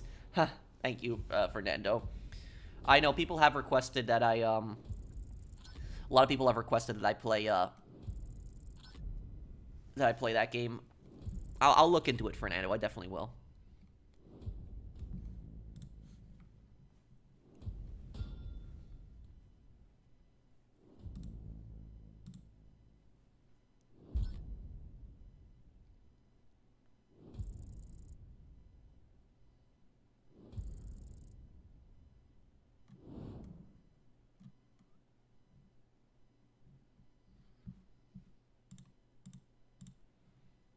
Oh, I gotta mute this copyright here.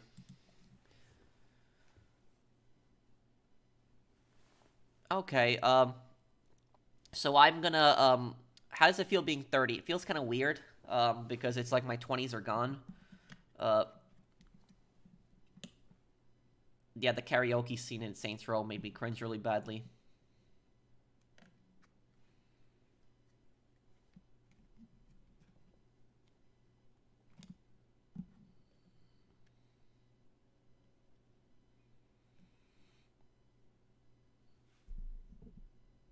What's your question, Mr. Hopkins?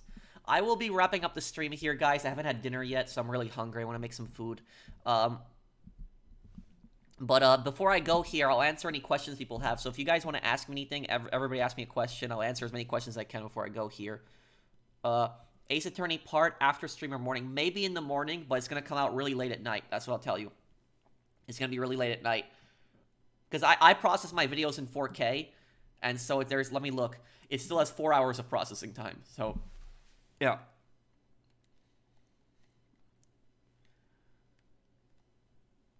Yes, I am, DJ. No, Tristan. I support equal rights for everyone, Zebra. Do you think, do I think, Star Wars Outlaws is mediocre? I haven't gotten the chance to play it. Siphon Filter 3 playthrough, I still gotta do a playthrough of that.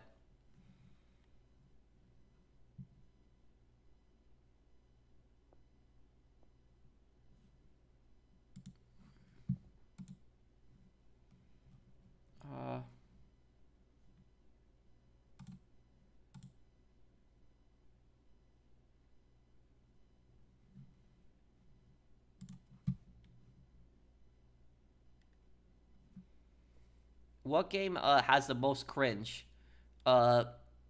Saints Row 2022 or Wolfenstein Youngblood?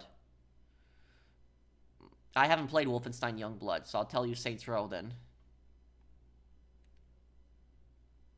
Are you able to, in Star Wars Outlaws, are you able to be a bad person in that game? Like, can you be a bad person? Or does the game basically force you to be a good person? Like, can anybody tell me, without spoiling it, can anybody tell me, like, can you do bad things in that game? Like, it's like an outlaw game, so you're supposed to be a criminal, right? Like, are you able to do bad stuff in that game? I'll see you, Christine. No? What kind of outlaw game is it that you can't do bad stuff? You can't like rob people and kill them. You can't do that. You can't betray people. Like, it's like, what kind of outlaw are you then? Kay is generally a good person. Well, what kind of outlaw is she? Star Wars Outlaws, and yet it's the outlaw that you're playing as is a good person. Yeah, you're more of a rebel than a criminal. That's stupid. It's probably some stupid story where she just ends up joining the rebellion, and it's just like, ugh, yeah. You can betray factions, but that's it. It's yeah. Do you want to know? You guys want to play a real Star Wars Outlaws game, like a real Star Wars game where you play as a criminal? You know what game that is? Star Wars Bounty Hunter Remastered. That was, you play as Jango Fett, and Jango Fett is ruthless. Like, Jango Fett will kill innocent people. Like, Jango Fett is ruthless. So it's like, it's Star Wars Bounty Hunter. That's the outlaw game that you want to play. The remaster is actually really good. It just came out last month. That remaster is actually good.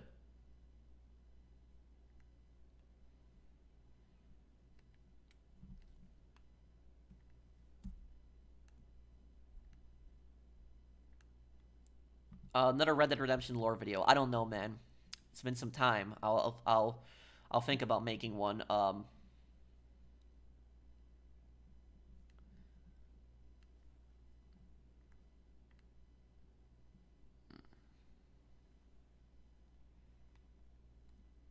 Have I played Detroit Become Human? No, I haven't. No, Deus Ex. People have recommended me that I play that. Like people have told me that game has like a lot of political conspiracies in it and stuff like that, and big government, and they told me that I gotta play that game. But I'll look into that game one day and play it.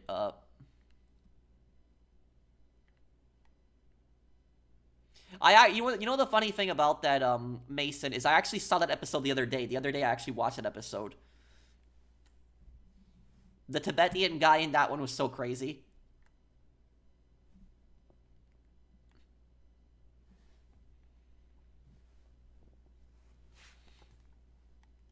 The original Ace Attorney games, yeah, I could play those probably one day. Does $4,000 a month for rent justify an $800,000 house? It depends. It depends on the property taxes in the area, and it depends on what the rent is being charged on the other houses. What I would do if I was you, Aiden, is I would go on Zillow, and when you go on Zillow, type in like just your neighborhood and look up what the rents are in similar houses in your neighborhood, because there's probably similar priced houses, and just see what they're renting out for. And if they're renting out for like similar prices, then I guess that's what it is. But if you see that your rent is just so much higher than everybody else's, then that landlord is taking advantage of you. What's the most brutal game show movie you've seen? The most brutal game I've played is probably Outlast. The most brutal show that I've watched, probably The Walking Dead. The most brutal movie that I've ever watched. Thank you, Satchel. The most brutal movie. The most brutal movie would be really hard. Really hard to do that one. That's hard to. That's hard. I would say the most brutal movie that I've ever watched is either the Polish movie Volyn. It's about the Volyn massacres that happened in Poland. That movie is really brutal. Also, The Pianist is a pretty brutal movie. The Boy in the Striped Pajamas is a really brutal movie too. Those are like, some of the movies during World War II, and some of the worst, things happen in those movies, like really horrible things. And then there's also City of Life and Death. City of Life and Death is that's it's a Chinese British movie. I seen that movie a long time ago. That movie's about the Japanese invasion of China. That movie's really brutal. The Japanese do some horrible things in that movie.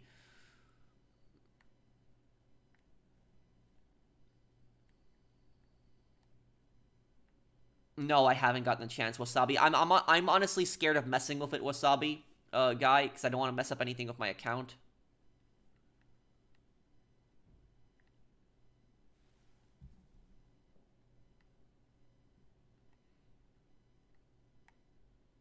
Is Star Wars Battlefront Classic Collection worth getting or no?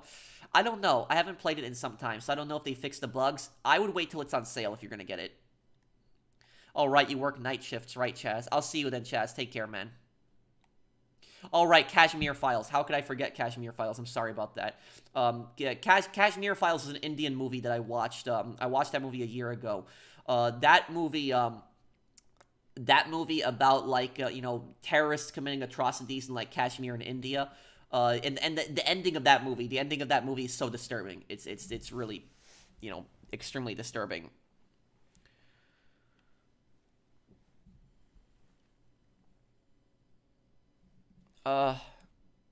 What's a PHY 2049 quiz? But good luck on your quiz. Lauren, Sleeping Dogs. I could probably do one on Sleeping Dogs. Will you play Star Wars Outlaws? I don't know. I'll look into it. It's not really at the top of my list right now. Thank you, Antonio Balsamo, for the super chat. Thank you, man.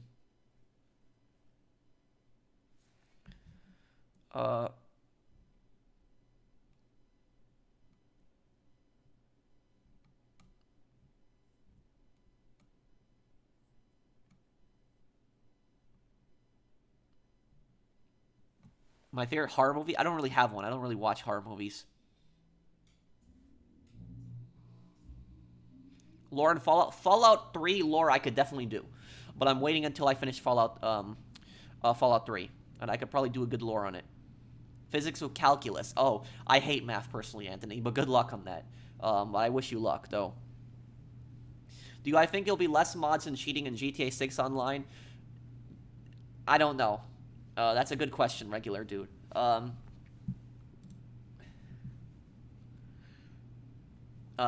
a really good question. I don't know. I think there definitely will be cheaters. If the game is going to be peer-to-peer, there'll definitely be cheaters. Oh, I'd love the Scarface game, you know, and I want a remake of the Scarface game, too. Maybe, I know the Lego games, people have requested I play Lego Star Wars for a long time, but...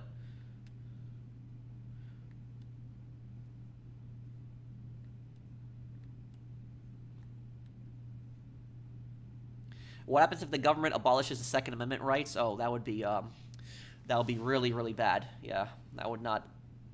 A lot of people would be very angry about that. It would divide the country extremely, too.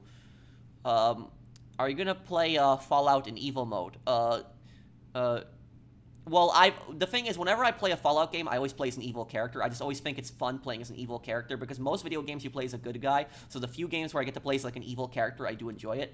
When I play Fallout 4, I'm playing as an evil character in Fallout 4. But Fallout 4, I like, in Fallout 4, I like the Nuka World DLC. Like, being a raider boss, I actually like it. It's like my favorite Fallout DLC. I actually really enjoy it. So I like the evil DLC in that one. Yakuza, I'll play Yakuza one day, too. I promised my friend Ronan that I would play the game. He wanted me to play that game really badly. I'll play Yakuza games one day, too.